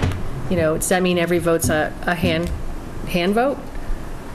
If it isn't an overflow situation, how do you take that vote? Can't be a voice vote. Because you've got two separate rooms. No, I'm not arguing. I'm just I know. I'm but that's how it's done. Many towns have to relay town meeting when they have overflow crowds. But I John remember it makes was a done good years point, too, ago if we when know we it's did going to the be first. large. We did the first override for Jenkins. We had people in the auditorium, we had people in the gym, so we managed it back then. So I do remember doing that. Yeah. Very distinctly. Well, the one thing that we do have to do is see what the school schedule is, because I've been told that the school play is that week. So, November 14th? Oh, she has the date reserved, she She said she reserved that week or something, we just got to check. Well, we just have to make The school sure, has activities going on, especially it is a theater, so if you have a play, you set up for props and whatever it is for a week in advance. You're right, and especially, special town meeting, last year, 388, in 2015, 429, in 2000, that was a special town meeting, and then there's another one, it was a long time ago. How many could you stand? You could probably stand another 100 in there. Probably from standing, yeah. So there's some So I think we better check the dates, like Tony said, with the school. Kathy was going to do that, and speak with the moderator. You have plenty of time to set the location. You just need to set the date But tonight. if something is going on at the school, That do we would- want to set a different date? I think we want to double check on the 14th. I believe she's reserved both locations for the 14th. Okay. That was my That's what I thought she said today, too. Yeah. So we need a motion tonight to set the date for special town meeting for November 14th. Move the Board of Selectmen set the fall town meeting date for Tuesday, November 14th, 2017. Second. So, further discussion, so what if we find that there is something going on? We can change it, obviously. So you've got Veterans Day, you've got the availability of the moderator and the town clerk. This is the only date that worked, and you have we'll to just have have it. to So if we can't do it in there, we'll do it in the... Yeah, in the- yeah, I Yeah, see. the If venue will we can't just do it move. in there, Yeah. of course we'll have it in the gym. Yeah, Yeah. absolutely. We're just saying the date, that's Yeah, why. just yeah. the date. Right, my question is, do we want to do it in that place more than we would change the date? I don't or we think you have just change the time venue? backing into everything that needs to be done. Yeah. She's reserved the performing arts center for that date, and nobody was using it. Yeah, but Tony raises a good point, that if there's a theater production, the stage is going to have all sorts of sets on it. School started We today. don't need the Yeah. whole stage, we just sit in the front anyway. The props could be behind us, they have tons of curtains and everything. Imagine that? We'd be behind, let's see, think of a good play that we So could we'll backdrop reach for out to us. the moderator. I have a second by Mr. Dennehy. There was further discussion. Any further discussion? No. All in favor? Aye. Aye. All opposed? 4-0, November 14th. Thank you. Okay. Moving on to old business, we're going to table the adoption of the Board of Selectmen policies and procedures. I think there's a lot more discovery and discussion and review that needs to take place. So we'll table that. Okay? Yeah, and I did have that one thing more that you asked for. Oh, thank you. Next time. Oh, sorry. Nope, that's fine. Oh, perfect, okay. Yep. This is just what everything references. Let me take that. I think I gave you a... And then just update, discussion, vote for the town administrator search update. Tony had raised at the last Board of Selectmen meeting an option, and considering an option of opening up the screening committee larger than what we've already voted on and decided, which is the three of us. So we discussed it, so I thought we would just wrap it up tonight and finalize it. You know, since you brought it up, I've thought quite a bit about it, and I have two concerns. A, we already voted for it in timing, but B is, again, confidentiality. I think we've made a commitment to our applicants. We've told them that it's a confidential process up until the final step, and I think we need to respect that and keep it that way, because I think we did see a little bit of an uptick in applicants once we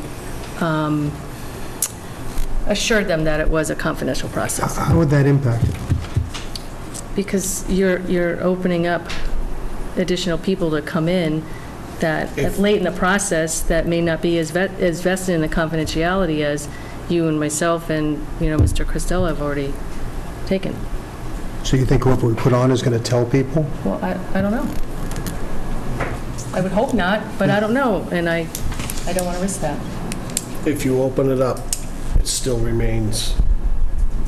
It's not a public meeting. That's all right, okay. That was my question, I Yeah, thought. no. Okay.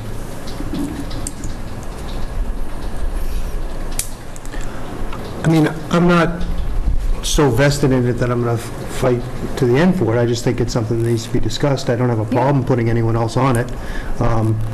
But I think we are late in the game to, if it's going to be a huge ordeal and a process of picking people, then I think that would be one reason why. I don't want to delay the process by doing that. But I do think having a couple of the people meet the people like we are, another opinion isn't going to hurt anything. I don't think it's going to affect the confidentiality, but I don't want to delay the process. Well, we do have folks already booked coming in next week, based upon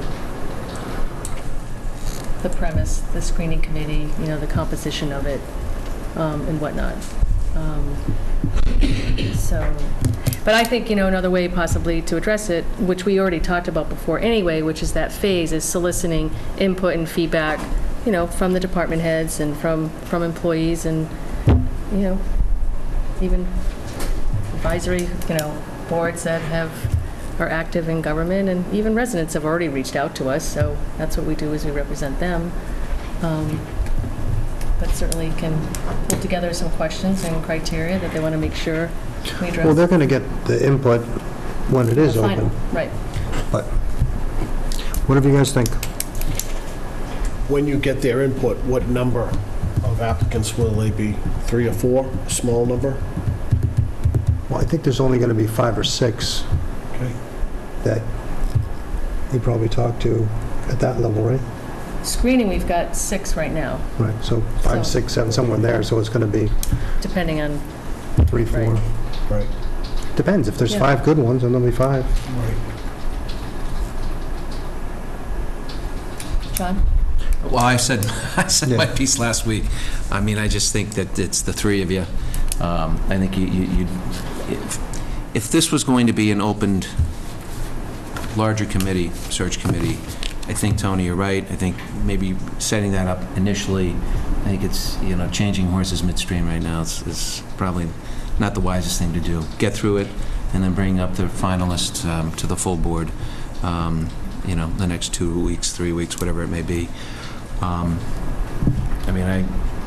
As I said last time, my feeling is that's one of the charges is, as being a selectman, you're elected for a position. There are 5 appointments that you get, and they're very important appointments. And, my personal feeling is I don't want to cede that authority away. That's why we're elected. But I think at this point, if the board wants to open it up, the problem we're going to run into is what's the criteria for who we're going to put on.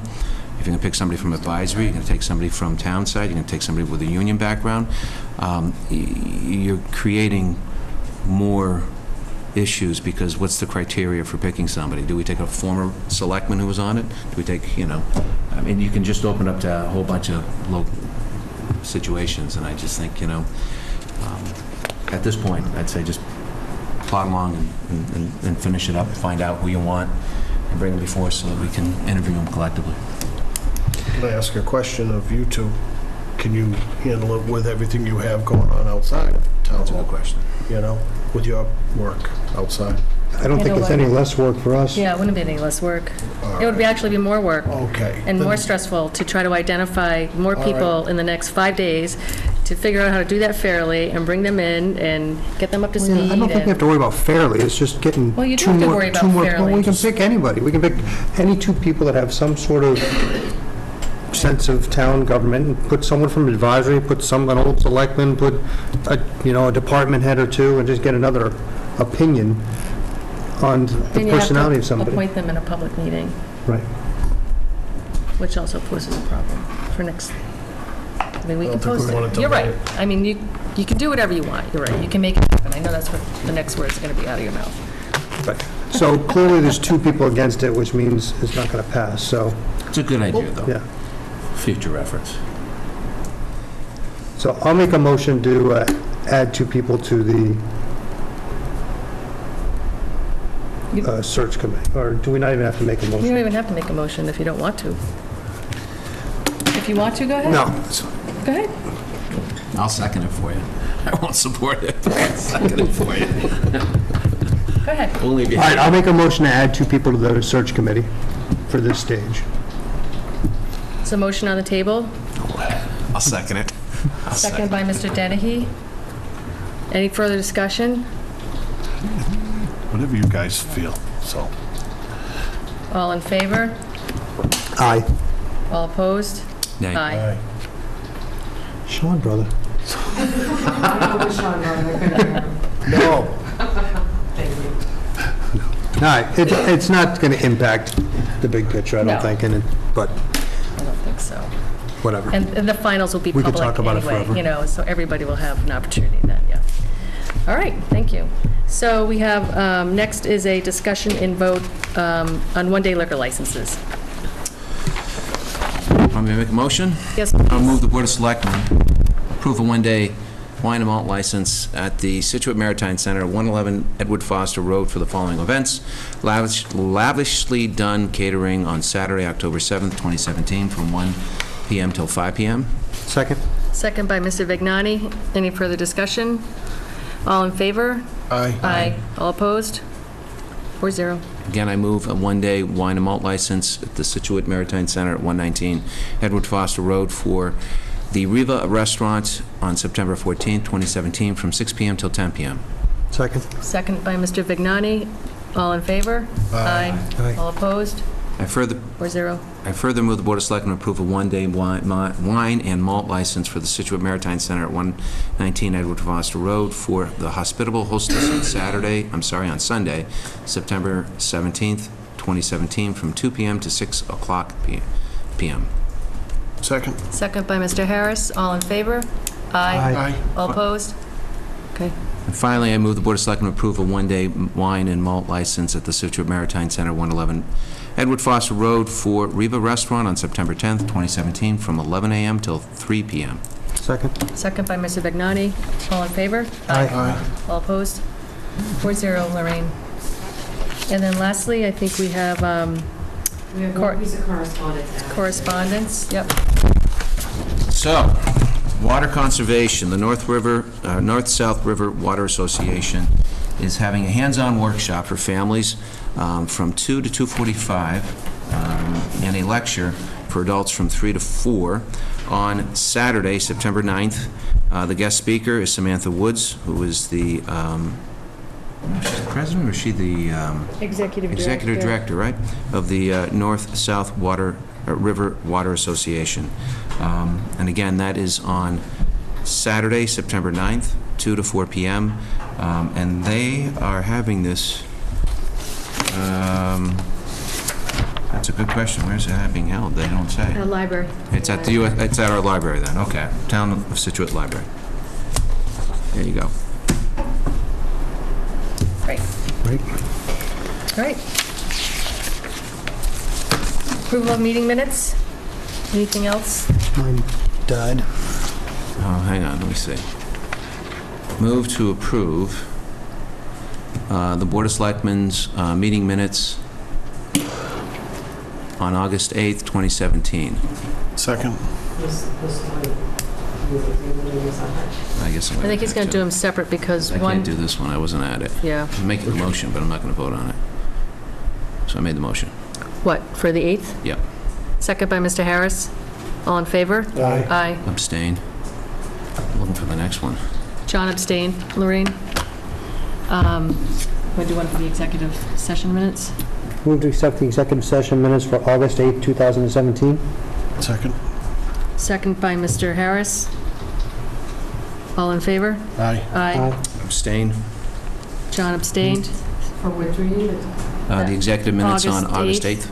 Oh, the executive is on August 8th. Okay, Yes. so you're jumping on me now. Yep. Move to accept the minutes for Board of Selectmen meeting August 22nd and 29th, 2017. Second. Second by Mr. Harris. All in favor? Aye. All opposed? I'm sorry, which one was that? The 22nd and the 29th. We did them together because We were all here. we were all here. Is that okay? So which one's left? The 20, Nope, that's it. no executive session? Okay. No, we already did that. That's all. That's it, right, Lorraine? That's all I see. Yeah, I'm just a little worried about the housekeeping matter. We're looking at all the executive session minutes. And Tricia and I are going to have to just see any that can be released and have that ready for the next meeting. Okay. Great. That sounds good. All right, so before we adjourn, anything anybody wants to add? Sean? No. You good? Not that I can think of right now. It's been 5 days since we last met, I think. Anything you... Just one quick, I just want to remind everyone to do the survey for the senior center by September 15th. At that point, we're going to accumulate the data, and Tricia, there won't really be a report, it'll be some sort of... It automatically, I mean, that's a great just thing gives you about the data set. SurveyMonkey. It has all the analytics in it Yeah. already, and then we'll just hard copy the comments that they... Right, and that'll be public also.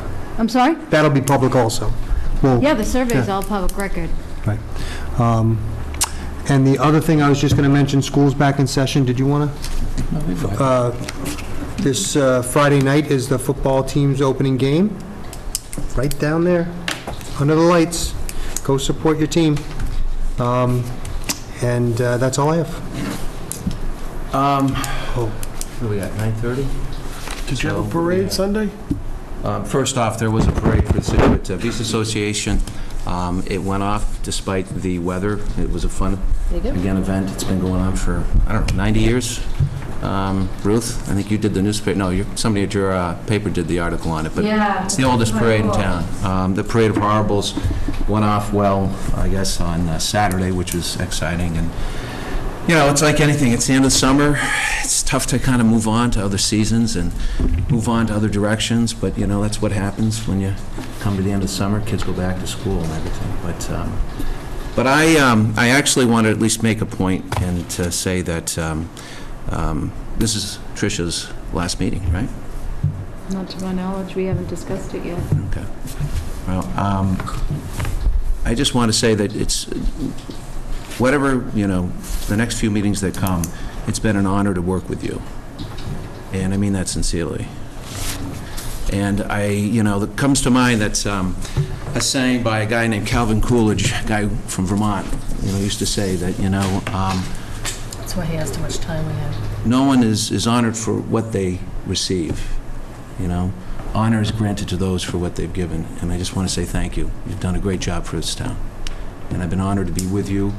You've done a phenomenal job for me and for my board, and I just want to say, I can't say enough. When we started out the meeting, you talk about all the money that the town has been granted through hard work of your work. And so anyway, I just want to say thank you very much. Thank you. Please. If this is your last meeting, Tricia?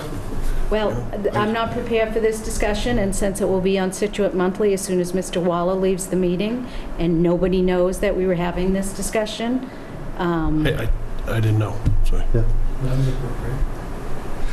Anyway, I wanted to say thank you to Nancy Durfee, because she participated last week and held and, what do I want to say? Hosted a meeting with Hummerock with regards to the beach renourishment, and to talk about the easement, a very painful process for folks. Very, it's hard for them to give up rights. We all know that 'cause it's a little bit different, but she did an excellent job.